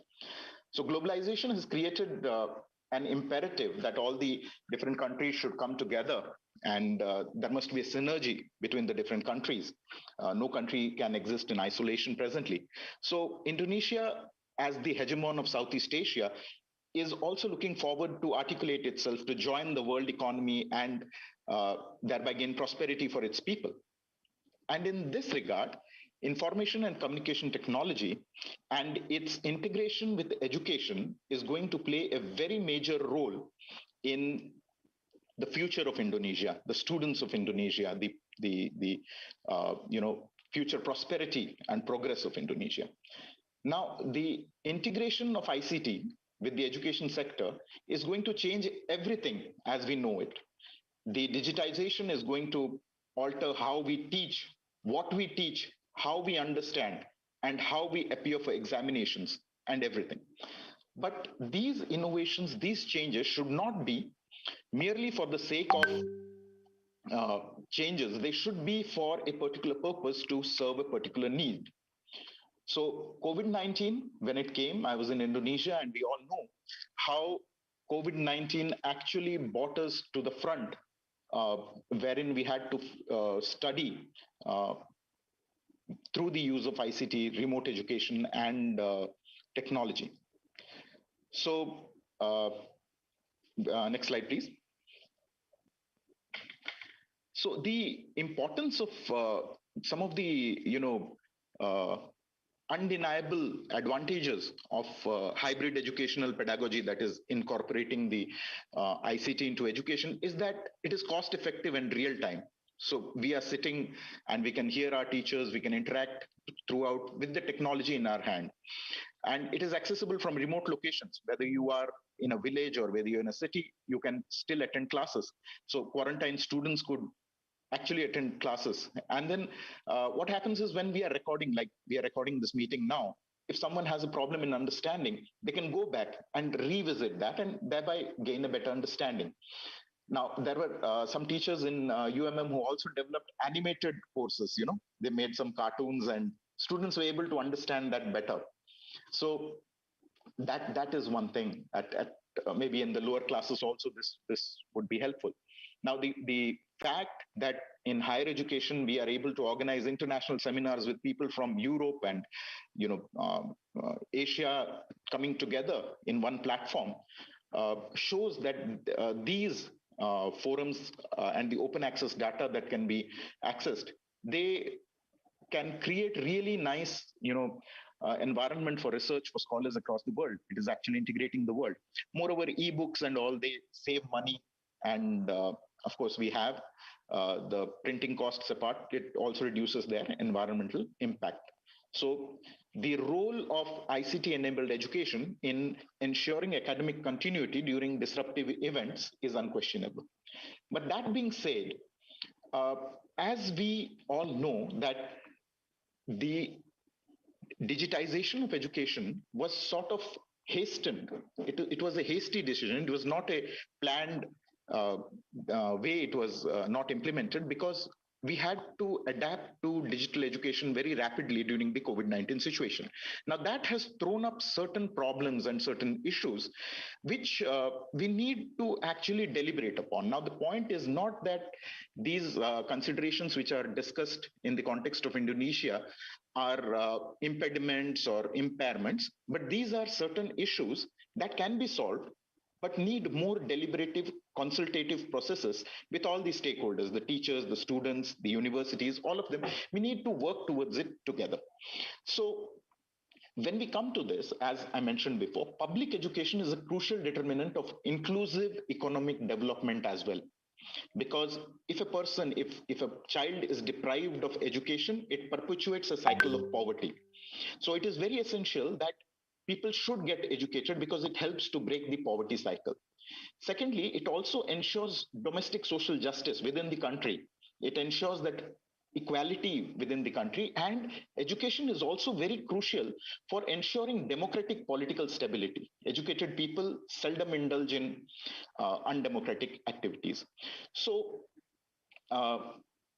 keeping this in mind, I now will present a view from the point of the law and the constitution of Indonesia to see whether and how some of the impediments that are existing can be addressed. Next slide, please. Next slide. No, the one before it. Yeah, infrastructure.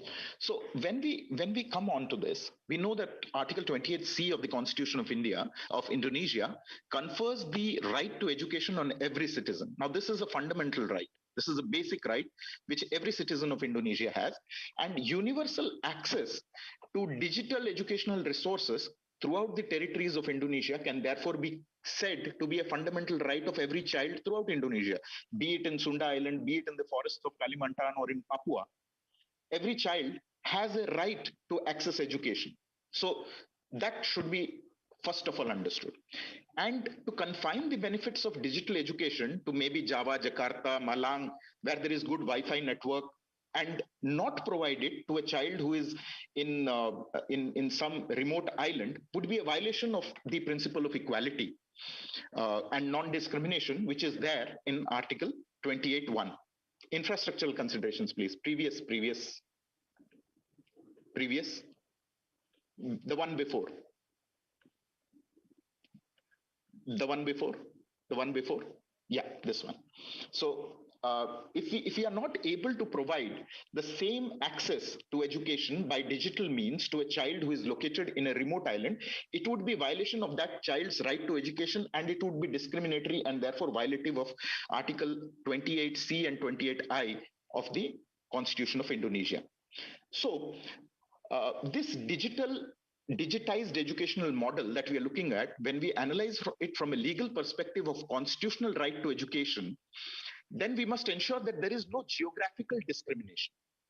So when we think about it, it requires a lot of effort from the government of Indonesia. Look, the entire concept of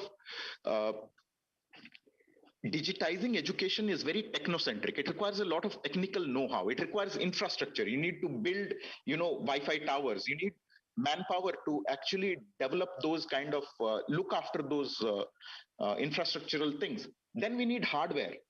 Every child needs to have a device to access those lessons, to be able to view it. And just having a tab or a smartphone is not enough. You should have uninterrupted existing networks. These networks should be reaching to that place, to that remote island, to that student who is studying there. So in addition to that, there is also the requirement of software. Now, software gets outdated very, very quickly. So there is a necessity for updating that software. Then we have to also consider that Indonesia is an archipelago, and much of it is covered with dense forests. So the indigenous student who is living somewhere inside the forest also has a right to access digital education. So we have to change the conception of education if we are moving towards digitization from one of looking at education as a commodity. We have to change it into something that is a right of every child. We must also ensure that there is adequate backup, so that if tomorrow there is a cyclone in one part of the country, the students there are not deprived. There should be a backup mechanism so that they are able to study their lessons again. So this will require a lot of effort by the government, a lot of investment by the government. Next slide, please. Now, that would require a number of changes in how this teaching is done, and we call it structural consideration. So Article 31 and Article 31(2) of the Constitution of Indonesia, they say that there should be a free primary education and subsidized higher education throughout Indonesia, right? And Law 20 of 2003 actually has made a centralized national curriculum all over the country. And the qualification of teachers, the contents of books, the standard of examination, and how the school should be, how much space it should have, everything is centrally coordinated and regulated by the federal government of Indonesia. But the reality remains that the geography, gender, rural-urban disparity, these are factors which do not allow equality in the standards of education throughout. So someone who is studying in Malang will have much better access than someone who is studying in a far off place, in a far off corner of Indonesia.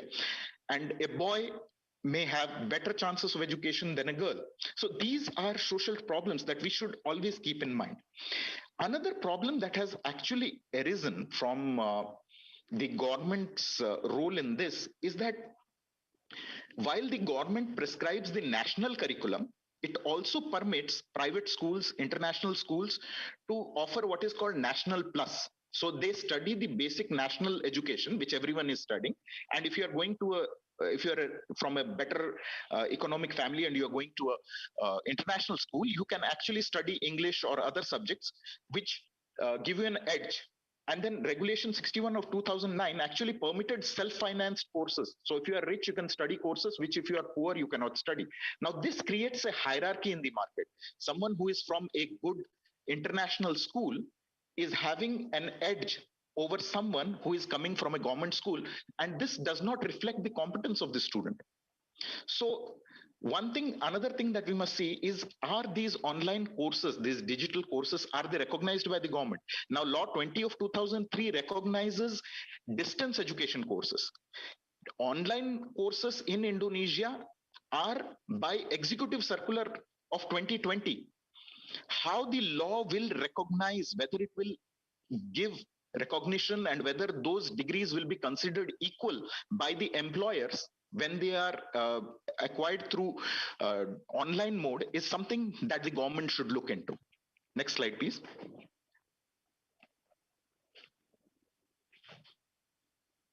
So now we also know that Article 28E of the Constitution of Indonesia gives a right to every citizen to choose his education and to choose his employment. So when we talk about digitized education or even the education system in general, it is market responsive. It caters to what the market wants. So science, technology, engineering, medicine, management, finance, these are the subjects which dominate the study hierarchy. So what happens is that there is much more investment in certain fields of disciplines of education and not in others, like arts, humanities, culture, social sciences are considered somehow socially in the sector to be lower. And then there is also the question of evaluation. How do you evaluate students?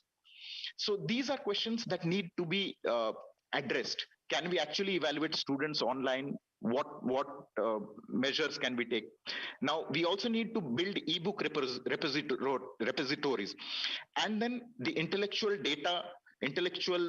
rights of the people who make these data should be protected. Now, Data Protection Law 11 of 2008 and Regulation 71 of 2019 has some provisions, but they need to be more clarified to protect the intellectual property when it goes online during the teaching.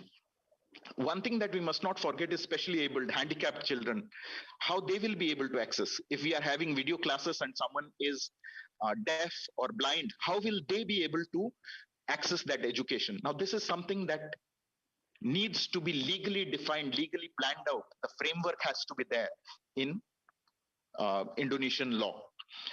Now, teacher training and certification is a very important subject. And I believe that the teachers should receive training so as to enable them to become mentors to students and teach them. So there should be more courses, refresher courses, induction courses for teachers as educators to be able to harness the power of digital education to the students. There is a need for an intranet among the teachers also, wherein they can share the intellectual property that they create, so that all the students throughout the country can benefit. Thank you. Next slide, please. Yeah. So that being said, I'll come on to perhaps the final point that I'm talking about. We are talking about Article 31. Now, what happens is Article 31 of the Constitution of Indonesia also specifies as to how much money the state will spend, the province will spend, and how much the central government of Indonesia will spend. Now, that is minimum 20%.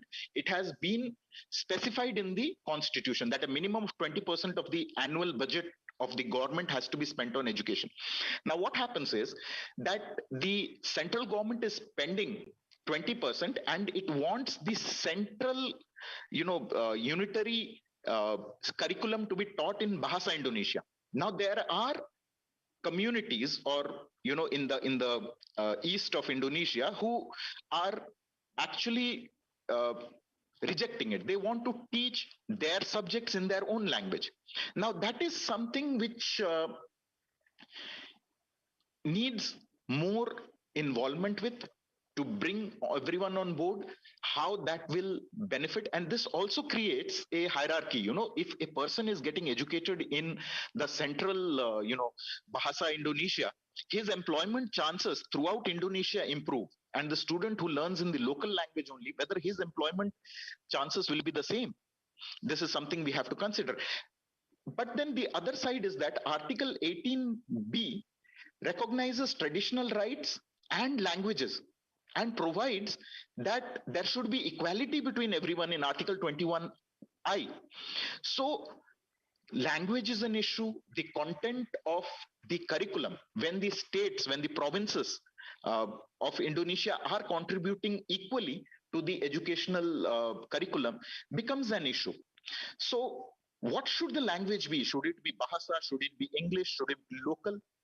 Whether identity is more important or employability is more important, these are questions that require more engagement. Now, here there is something that I would request consideration when we are doing education, is that Indonesia is an ancient civilization. It has its own morals, its own values. The way that Indonesians deal with issues is very different from how a person from Europe or a person from America will deal with the same thing, because these moral values that we have, they originate from our experience, our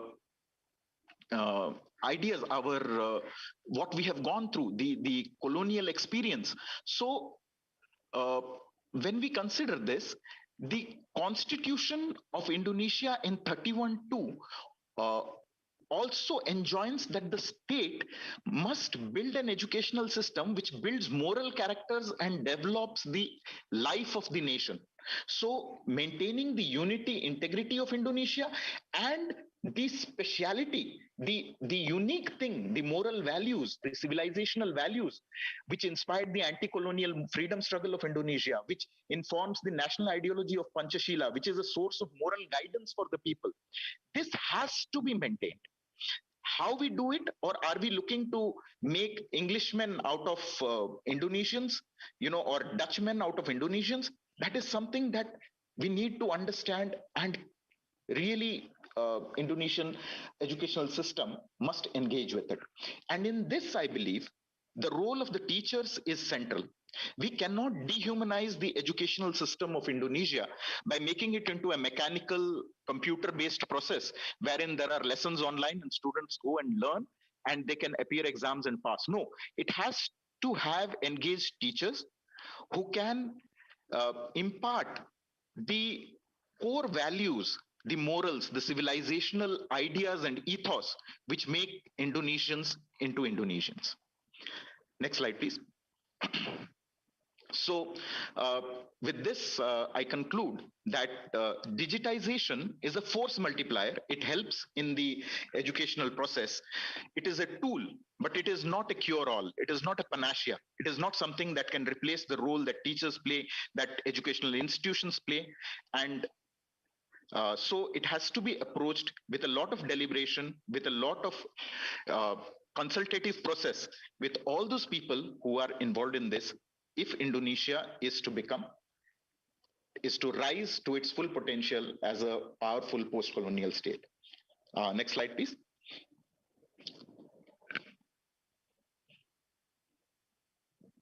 Thank you. Thank you very much.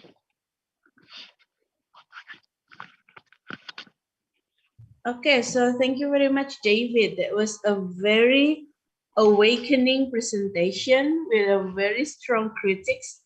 I could not agree more with you, but let's hope that the authoritative parties will listen more if it is observed by the external people. Usually they will do that. Thank you very much, David, for that.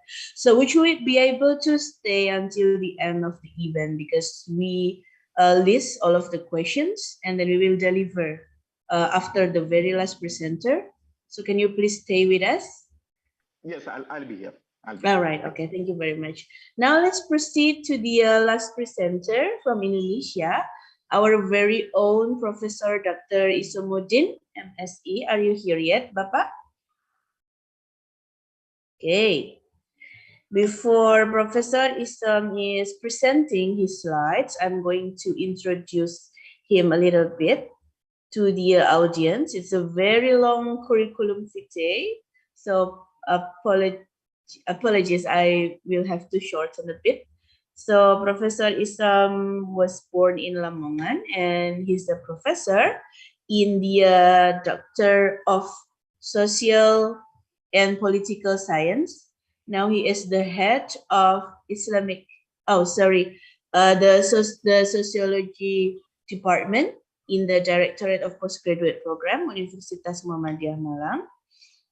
And he has a lot of publications and research already, and he holds the award from Indonesian National Award, right, as the professor with the most intellectual property in the national SYM. Right, okay, so thank you very much, Professor Isham, for joining us today. I see you ready to present your slides, so you can navigate through your own presentation. Please, the time is yours. Sudah terlihat ya? Sudah, Pak, oke. Alhamdulillah, alhamdulillah arsala rasulahu bil huda wa dinil haq lidhhirahu 'ala dini kullih wa kafa billahi syahida. Assalamualaikum warahmatullahi wabarakatuh. Waalaikumsalam warahmatullahi wabarakatuh.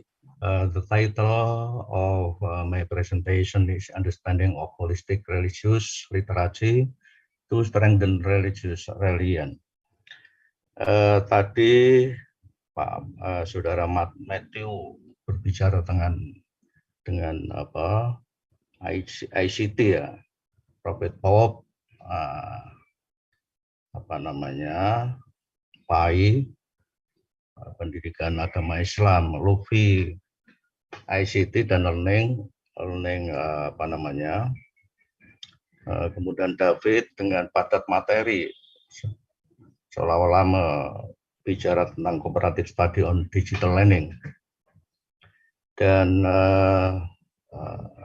saya ini sebagai kesimpulan, seandainya saya terakhir itu, ini kesimpulan. Semuanya itu berbicara tentang makro ya, persoalan makro. Sekarang saya bicara tentang mikro. Dan Lufi dari Fritz University tadi itu semacam pendidikan dan ICT yang berkembang di Belgia. Saya kira saya pernah ke universitas di sana, begitu juga David itu saya pernah ke sana, Jawaharlal Nehru. Saya kira saya berbicara tentang ini ya, bagaimana mengembangkan balancing, mengembangkan pemahaman yang balance. Itu berasal dari Ebit Al-Jabiri, nakot al-akal al-Arab, jadi cara berpikir orang Arab itu. Dan ini adalah sebagai Muslim yang baik, seharusnya tiga-tiga ini harus dipelajari gitu. Yang pertama adalah bayani, tekstual, itu melahirkan mufasir atau interpreter atau melahirkan syariah. Jadi kalau orang itu selalu berbicara tentang tekstual, itu berarti bayani. Dan itu harus diimbangi dengan burhani, rasio dan reason. Jadi itu melahirkan filosof Islam. Nah, di sini banyak hal yang kita cermati oleh para tokoh-tokoh Islam itu. Seringkali kita mendengar Amin Abdullah, Munir Mulkan itu adalah reason yang lebih dikemukakan. Tetapi kalau kita dengar Quraish Shihab itu adalah mufasir, dan di sini adalah tekstual yang berasal dari tekstual. Nah, Irfani ini jarang orang mempelajari karena syariat tanpa hakikat adalah kosong, hakikat tanpa syariat adalah batal. Ini adalah melahirkan sufis, tapi sufistis yang modern, Islamic sufistis yang modern, bukan sufistis yang klasik. Nah, ini tidak banyak orang yang mempelajari ini. Karena itu wholeness of Islam itu adalah dikembangkan dari tiga ini. Tekstual, bayani, rasio, burhani, dan irfani itu adalah inspiration atau hak. Nah, seringkali dalam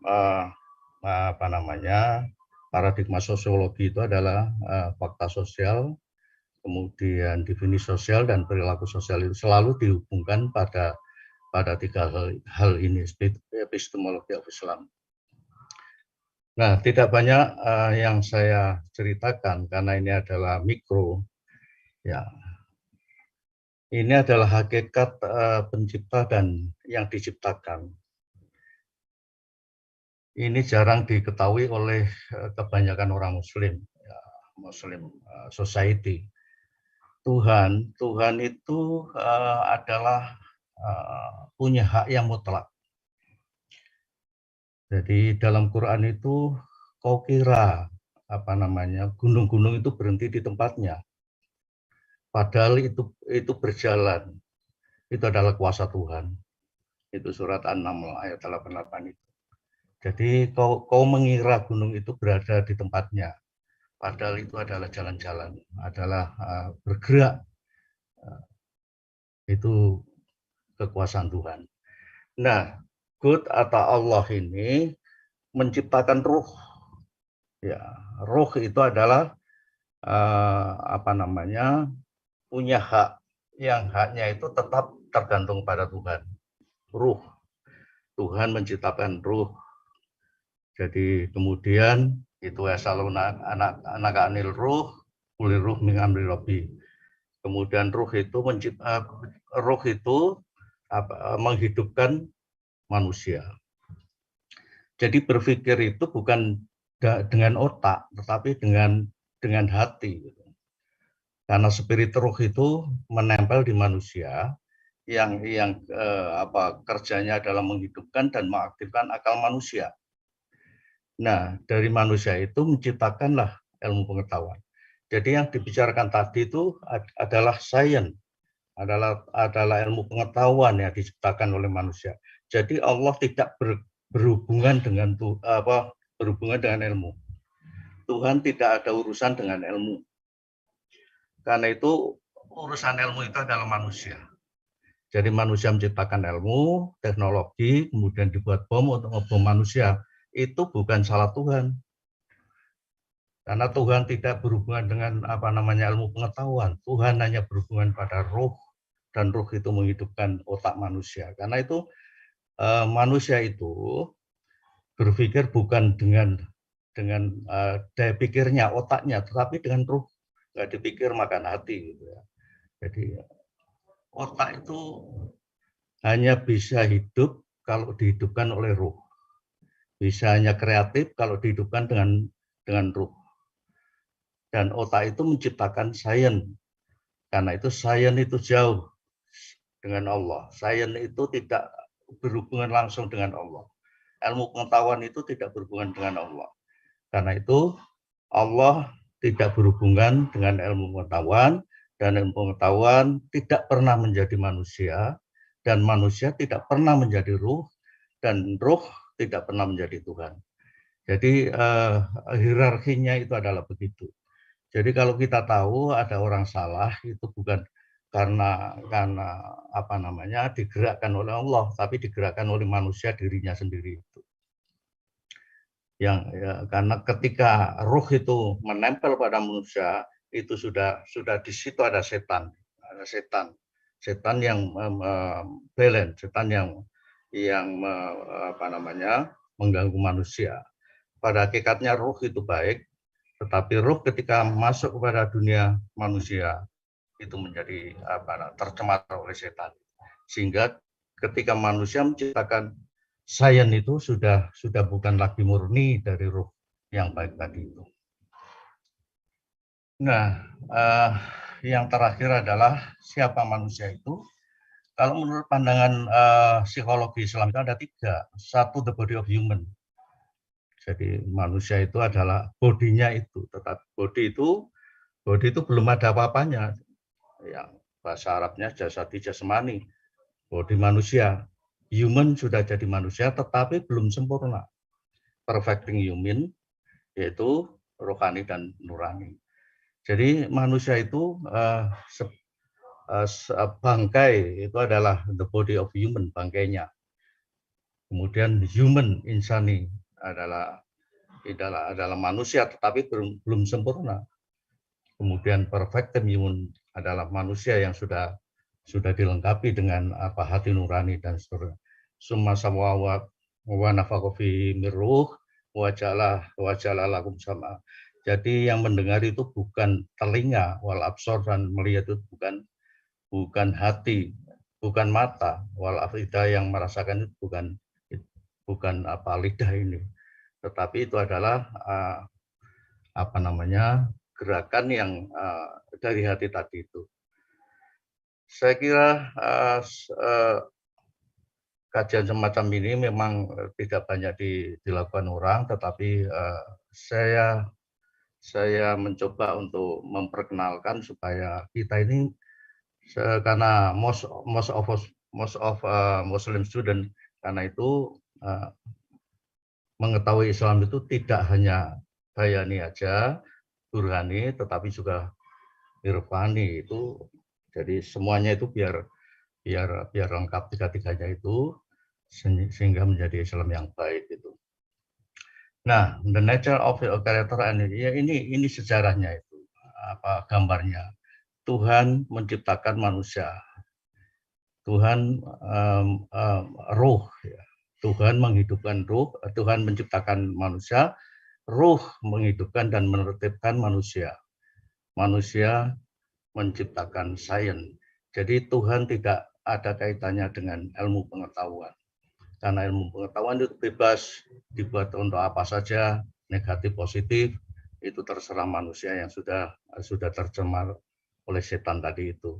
Tetapi ketika sampai pada ruh adalah suci, dan ruh tugasnya adalah meng-create manusia, menghidupkan dan menertibkan manusia, dan manusia menciptakan ilmu pengetahuan. Jadi semua ilmu pengetahuan itu bebas, mau apa saja, peradaban itu bebas, tetapi tetap dikendalikan oleh ruh jika ingin selamat. Itulah analisis irfani. Saya kira singkat cukup, dan sebagai kesimpulan dari beberapa pembahasan yang makro tadi. Oke, terima kasih. Okay, thank you very much, Professor Isdom, for the putting another perspective into our seminar today, and thank you for also summarize the whole notes from the previous speakers. That was very good. And then now we move on to the next session of our seminar, which is question and answer session. Bagi yang punya pertanyaan, silahkan ditulis dulu di kolom chat. And while we're waiting, I already note some questions for the speakers. There are 2 questions for Dr. Pope. Yang pertama dari Bapak Selamat Haryadi. Dr. Pope, bagaimana metode pengajaran berpikir kritis sementara PAI kontennya lebih dogmatis? Jadi silahkan dipersiapkan jawabannya, Dr. Pope. How can we apply the higher order critical thinking skills, while the method is always dogmatics. And it's another question from Gilang Agung Prabowo. Berpikir kritis terhadap agama terkadang sering bias dengan isu radikalisme. Jadi menurut Dr. Pope, apakah ada batasan terhadap cara berpikir kritis tersebut? So yeah, how do we put our critical thinking into the corridor so we do not close with the radicalism issues? And the next question, ada satu pertanyaan untuk Mbak Lufi, Nunuk dari English, Magister of English Language Education. You said that social media and smartphone have the potential to facilitate experiential learning. My question is how to overcome the negative effect of social media and smartphone. For example, in this pandemic era, we do studying from home, but not all parents can accompany their children in studying because they have to work. While in fact, so many students open the web or platforms which are not connected with the lessons. So this is the general case. Is there any resolutions or any idea how to overcome that? And last question from Bapak Arif Budi from the Magister of Pendidikan Bahasa Indonesia. He would like to ask Mr. David, Happy Pradaan, how is the post-colonial movement in India related to education? Thank you very much. Jadi silahkan untuk keempat speaker. So please the speakers, whomever wants to give the answer first, so you can present your answer. Yeah. So, oh yeah, Dr. Bob, yes, you can go first. Yeah. Jadi pertanyaan bagaimana metode pengajaran berpikir kritis sementara PAI kontennya lebih dogmatis. Jadi kalau istilah dogmatis itu dari kata dogma ya. Dogma saya baca an unquestioned belief, satu keyakinan yang tidak boleh ditanya, tidak boleh bertanya mengenai keyakinan itu. Dogma. And jadi ada pertanyaan kembali dengan hal itu, apakah PAI itu stagnan atau dinamis? Apakah berkembang dan bisa ada pengetahuan baru atau pasif? Dan saya merasa ya kalau stagnan, sebenarnya Muhammadiyah tidak ada. Karena tahun 1912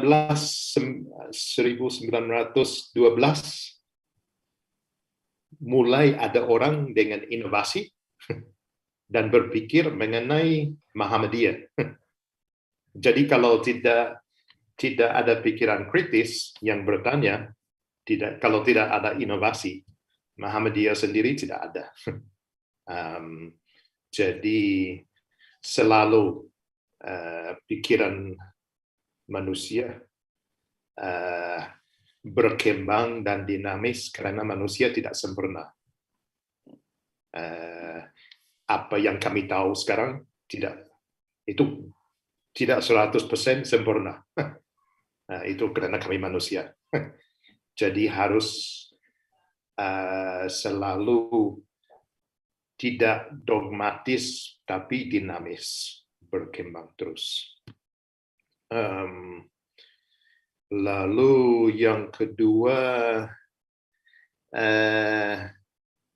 berpikir kritis terhadap agama terkadang sering bias dengan isu radikalisme. Menurut Pak, apakah ada batasan? Jadi apakah ada batasan? Dan saya kira beberapa hal dengan ini. Yang pertama, berpikir kritis harus ada rendah hati. Itu bukan berarti tidak respect, tidak hargai, tapi ada suasana rendah hati. Soal batasan itu seperti circular reasoning. Jadi berpikir kritis artinya siap membuat analisis dengan fakta yang ada. Jadi pakai akal. Jadi apakah ada batas dengan penggunaan akal? Itu pertanyaan sebenarnya itu. Jadi kami harus selalu siap dengan penggunaan akal, dan bisa ada sesuatu mungkin pendiri Muhammadiyah menurut banyak orang sudah lewati batas. Tapi sekarang ada Muhammadiyah. Jadi ya jelas dengan setiap pikiran ada tukar kembali, ada harus siap untuk ada respons kembali, dan jadi ya soal batas itu sulit untuk menentukan siapa yang menentukan batasnya. Yang menentukan batas itu berarti dia yang berpikir, dia yang tahu. Ya, jadi ya, dan menurut saya dari yang saya belajar dari Islam awal sangat beragam, dan sifat manusia adalah kami mau sama, tidak keluar. Tapi itu selalu manusia tidak mau belok dengan apa yang ada sekarang, pikiran yang ada sekarang. Tetapi kami mau semua sama. Tapi itu menurut saya bertentangan dengan konteks Islam awal, sangat beragam. Ya. Oke, terima kasih. Oke, tadi kok Ria, saya nambah. Tadi ada radikal itu apa? Iya, Ada. silakan Pak Isam. Jadi kemampuan berpikir kritis itu biasanya kan dekat dengan pemikiran yang radikal. Ada orang-orang yang beranggapan seperti itu. Ya. Saya membantu Monggo. sebagai promotornya. Monggo, silakan. Terima kasih Pak Ishwal. Radikal itu baik kalau untuk dirinya sendiri. Kalau untuk orang lain yang berbeda mungkin jelek gitu. Jadi tergantung pada perspektif siapa gitu.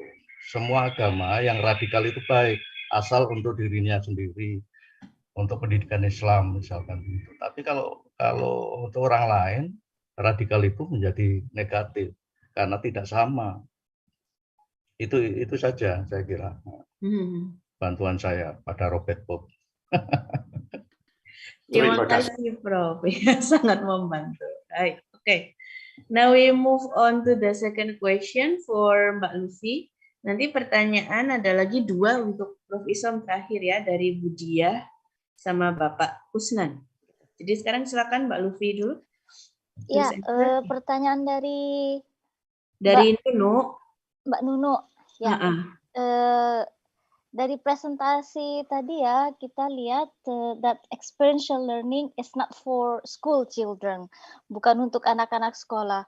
Experiential learning is for adults. Jadi untuk mahasiswa atau calon guru atau orang-orang dewasa ya, bukan anak-anak sekolah. So experiential learning does not applicable to school children. For school children, the approach pendekatannya is more pedagogical. It's not andragogical. Kalau dilihat dari kasus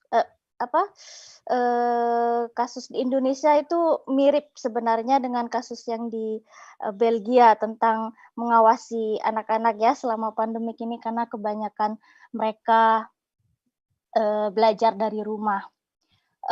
Kalau di Belgia ini juga tantangan bagi sistem pendidikan di Belgia, bagaimana memfasilitasi anak-anak untuk belajar dari rumah. Kemudian karena di sini sering pandemik, sering lockdown ya.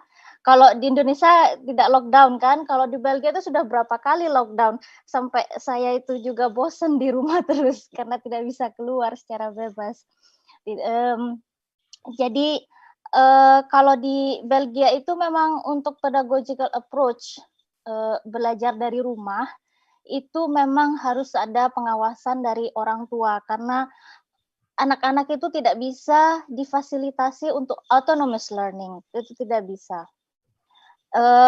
Kasus di Belgia juga orang tua banyak yang protes karena mereka wajib memfasilitasi anak-anak untuk belajar di rumah online, dan akhirnya mereka burn out antara cannot balance ya, tidak bisa menyeimbangkan antara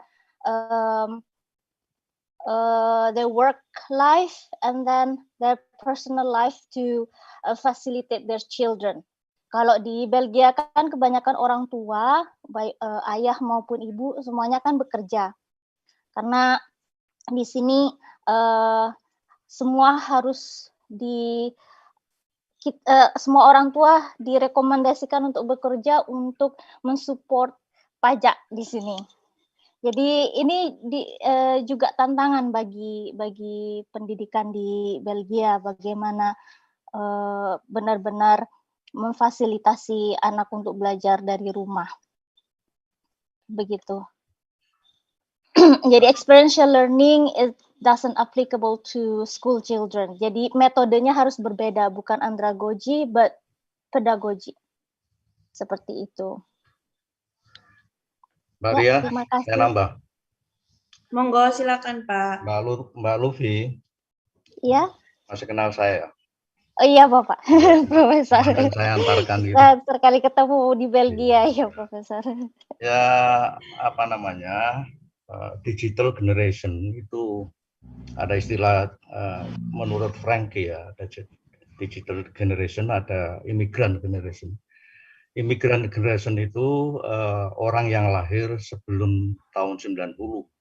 Sedangkan digital generation itu adalah orang yang lahir tahun 90 ke atas. Jadi lahir sudah di sampingnya ada HP.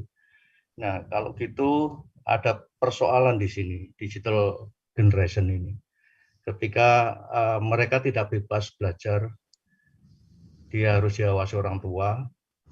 Sementara immigrant generation ini orang yang illiterasi terhadap terhadap ICT, itu juga ada tantangannya.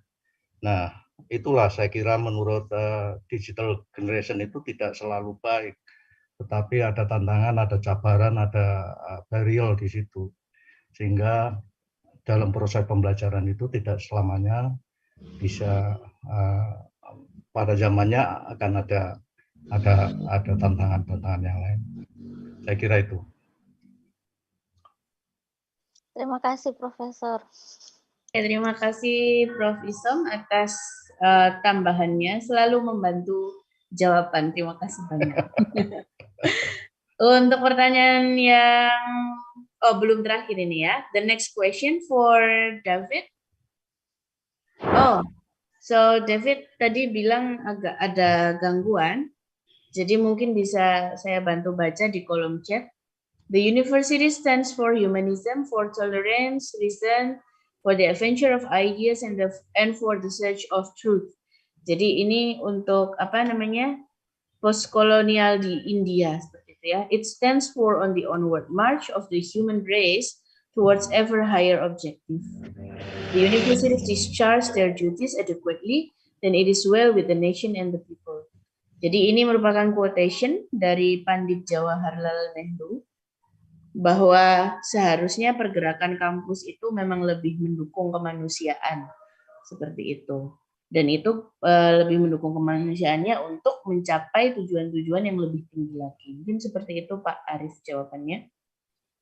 Maybe David still here? Are you still here, David? I'm here. I'll just elaborate. Oh yeah.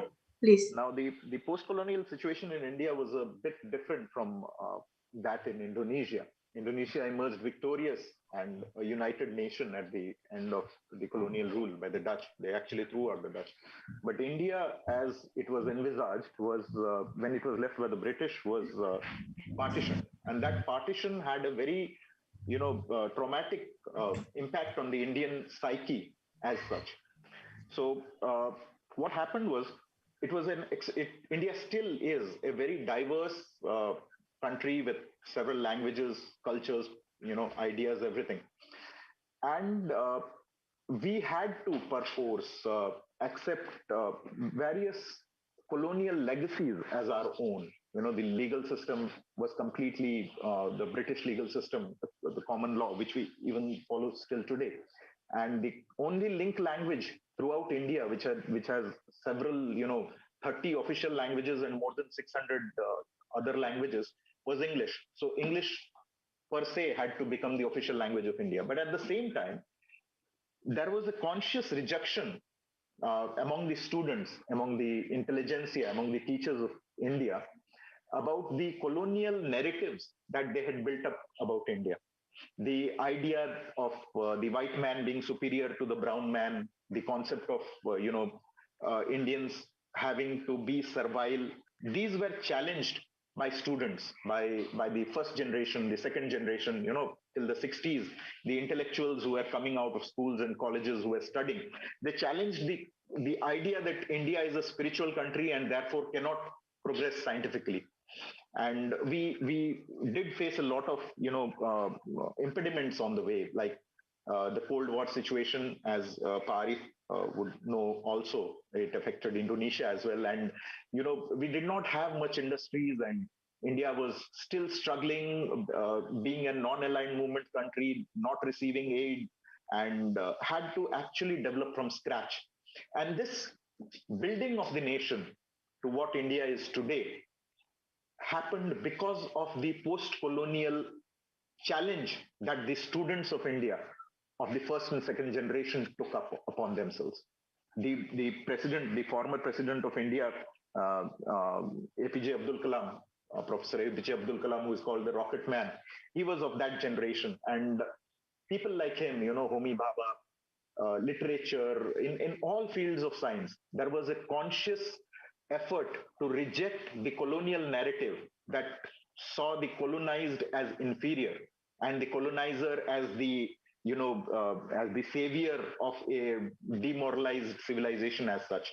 So I believe that this attitude of rejecting what was given to us by the colonizer while he sucked our blood is what will help us rise. And to answer the question, yes, students played the most important role. And even today, if there is challenge to the democratic ethos of India, to the secular ethos of India, if there are human rights violations, violations of the rights of minorities, it is the student community which has taken the stand.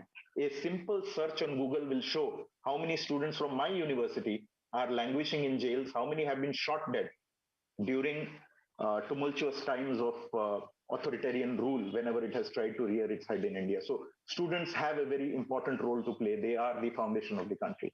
Thank you very much. Okay, thank you very much, David, for the elaboration. Okay, before we move on to the last questions for Professor Isong, let me announce once more. Saya umumkan sekali lagi, bagi yang nanti siang presentasi dan sudah memiliki poster, silahkan mengganti nama dengan room_nama. Tahu roomnya dari mana? Saya share di chat sekali lagi. Jadi di situ ada PDF, judulnya pembagian ruang. Di situ ada nama Anda masuk di ruang mana, seperti itu ya. Jadi minta tolong diganti, misalnya seperti ini, room 5_ Siti Rojiah. Nah seperti itu sudah bagus, harap diganti seperti itu. Nah bagi yang namanya belum masuk jadwal presentasi, pertama, jika Anda memang presentasi hari ini, maka mohon ditunggu dulu sampai seluruh peserta yang sudah ada namanya masuk, lalu Anda akan dimasukkan ke ruangan yang masih kekurangan peserta. Karena sejujurnya nama-nama baru ada yang masuk tadi pagi ketika acara sudah berlangsung.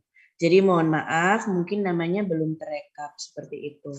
Jadi yang namanya belum ada di jadwal, tetapi merasa akan presentasi dan sudah mengumpulkan poster, silahkan ditunggu dulu. Sampai semua peserta yang sudah dapat room masuk, baru Anda bisa dimasukkan ke ruangan yang kosong. Yang nomor 2, jika nama Anda tidak ada di dalam jadwal, tetapi Anda hanya sebagai penonton saja, tidak mengumpulkan poster dan tidak presentasi, maka nanti juga mohon menunggu, Anda boleh masuk ke ruangan mana saja sebagai penonton untuk belajar dari kakak kelas bagaimana kira-kira presentasi itu, karena nanti Anda juga akan presentasi seperti itu 1 atau 2 semester berikutnya. Seperti itu ya. Jadi monggo yang namanya sudah ada diganti dulu, tetapi yang tidak ada mohon ditunggu dulu, Anda akan dimasukkan ke room-room yang masih kosong. Right, oke. Sekarang 3 pertanyaan terakhir untuk Prof. Isom. Saya bantu merekap ya, Prof. ya.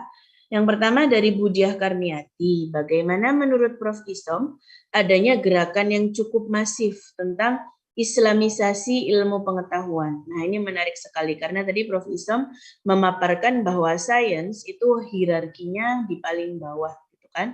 Setelah ada Tuhan, ruh, manusia, baru sains. Tetapi sekarang ada Islamisasi sains. Itu bagaimana? Lalu yang kedua dari Bapak Kusnan Arif. Kalau tidak salah, Profesor Isom tadi memaparkan bahwa manusia menciptakan ilmu pengetahuan. Tapi bukankah manusia itu tidak menemukan ilmu pengetahuan? Bukan sebaliknya. Karena alam tercipta dengan ilmu pengetahuan, termasuk diciptakannya manusia. Jadi mohon pencerahannya. Sebenarnya ilmu pengetahuan ini asalnya dari mana sih? Karena kan pada mulanya juga Allah yang mengajarkan Nabi Adam nama-nama ini dan itu dan sebagainya. Terakhir dari Bu Nurul Zuria, pertanyaan untuk Prof. Isom. Bagaimana radikalisme bisa menempatkan diri di dalam etika, virtue, moral, dan toleransi yang dikembangkan di Indonesia? Sehingga tidak terjadi benturan ideologis yang berkembang di masyarakat. Terima kasih. Jadi mohon dijawab, Prof. Isom, ada 3 pertanyaan. Budia itu tetangga kantor saya. Kenapa enggak ke kantor saya tanya gitu? Kok di forum ini? Loh kan, Prof.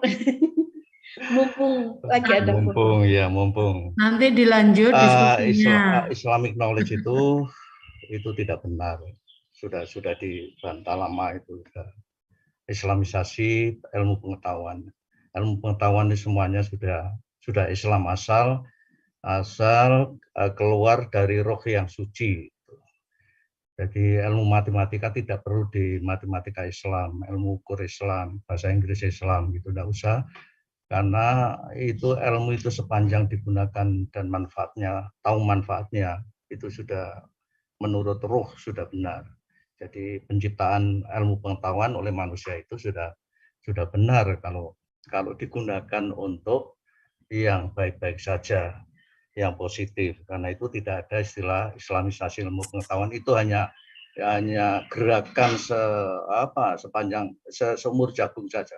Setelah itu dibantah oleh sana sini. Kemudian yang kedua, Pak Kusnan Arif, manusia tercipta. Alam tidak diciptakan oleh pengetahuan, alam diciptakan oleh Tuhan. Jadi salah itu. Tuhan itu mengawali, bukan Tuhan itu awal. Salah. Tuhan itu awal dari segala, itu salah. Tapi Tuhan yang mengawali. Jadi alam itu tidak diciptakan oleh pengetahuan, tetapi diciptakan pengawal, yaitu Tuhan. Karena itu sebelum ada Tuhan tidak ada apa-apa. Jadi itu cara berpikir itu. Jadi cara berpikir alam alam diciptakan oleh pengetahuan itu keliru. Tolong itu direvisi itu pengetahuan semacam itu. Jadi seperti yang saya katakan tadi, Tuhan, dari Tuhan turun ke ruh, ya ruh turun ke manusia. Nah, manusia baru ada ilmu pengetahuan yang diciptakan oleh manusia. Tapi ilmu Allah itu lain dengan ilmu manusia gitu. Karena kekuasaan yang absolut itu. Jadi begitu cara berpikir. Sehingga ilmu manusia itu tidak terkait sama sekali dengan Tuhan. Karena ilmu manusia bisa digunakan untuk negatif, bisa positif. Jadi kalau negatif ya berarti itu manusianya, kalau positif berarti dari ruh gitu. Ya, karena ruh itu selalu suci. Karena itu berpikir melalui hati, melalui ruh itu adalah berpikir yang positif gitu. Turunannya begitu. Kemudian apa tadi itu radikal. Ya, radikal itu kan memang dari kata radik, dasar dari agama tertentu gitu. Karena itu bagaimana ya tinggal kemajemukan itu ditata dengan yang baik. Karena itu tidak perlu ada dilarang adzan pakai toa, itu berarti kan itu tidak berdasarkan pada prinsip ini, bahwa semuanya itu punya radikal masing-masing, tetapi tentu saja jangan mengganggu dalam pengertian kepada orang lain. Nah, sayangnya pengertian itu kalau misalkan itu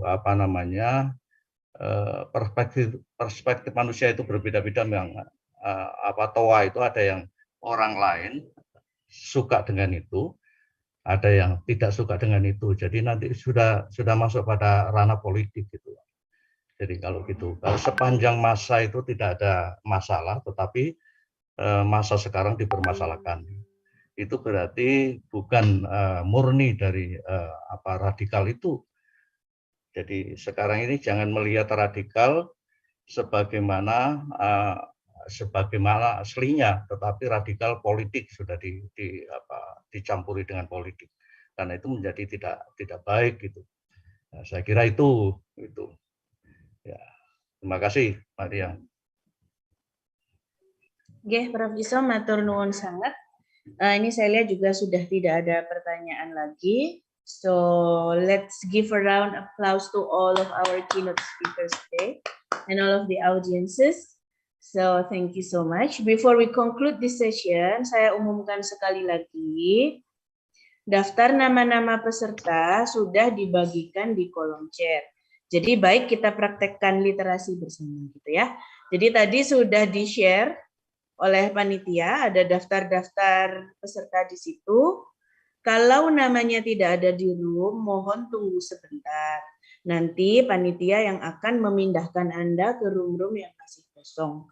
Nanti pindahnya tidak disediakan link, tetapi secara otomatis panitia akan memindahkan Anda ke room yang tersedia. Oleh karena itu, mohon sekali, kalau namanya sudah ada di PDF itu, diganti, rename Zoom name-nya dengan misalnya room 4_Taufik Alfi, seperti itu. Jadi silahkan supaya untuk memudahkan panitia untuk memindahkan nama-nama Anda ke room yang tersedia. Kalau misalnya namanya tidak ada di situ, ditunggu dulu. Nanti panitia juga akan membantu memindahkan. Seperti itu. Baik, saya share ulang. Bagi presenter, berikut saya share sekalian.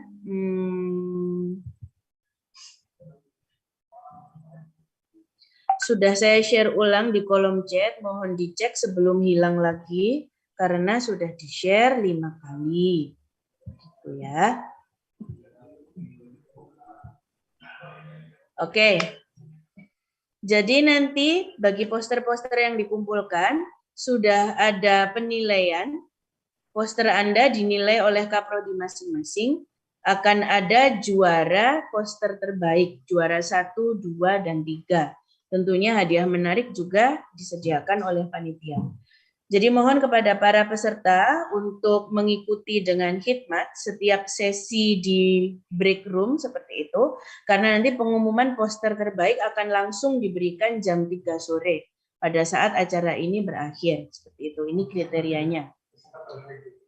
Lalu setelah itu, presenter terbaik, demikian kriterianya. Untuk pendamping room nanti sudah memiliki rubrik penilaian presenter. Jadi pastikan Anda semua harus presentasi selama 10 menit saja. Tidak boleh lebih dari 10 menit. Para pendamping room berhak untuk memotong presentasi jika lebih dari 10 menit. Karena ini termasuk penyajian suara jelas, menarik, dan tepat waktu. Jika Anda bisa menyajikan dalam 10 menit atau kurang, itu akan menjadi poin tersendiri bagi Anda. Ya, jadi bagi yang presentasi waktunya 10 menit saja. Semua rubriknya sudah ada di sini. Jadi nanti selesai acara akan ditutup dan diumumkan juara poster terbaik, juara 1, 2, 3, dan juga presenter terbaik di setiap ruangan. Untuk poster terbaik, juaranya setiap prodi karena dinilai oleh Kaprodi. Sedangkan untuk presenter terbaik, itu nanti akan lintas prodi.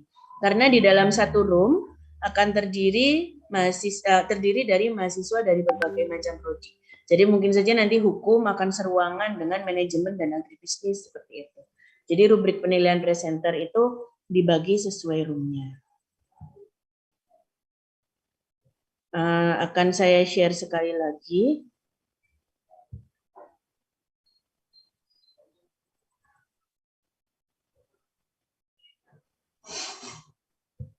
Apakah sudah ketemu semua pembagian ruangannya? PDF-nya belum muncul. Oke, baik.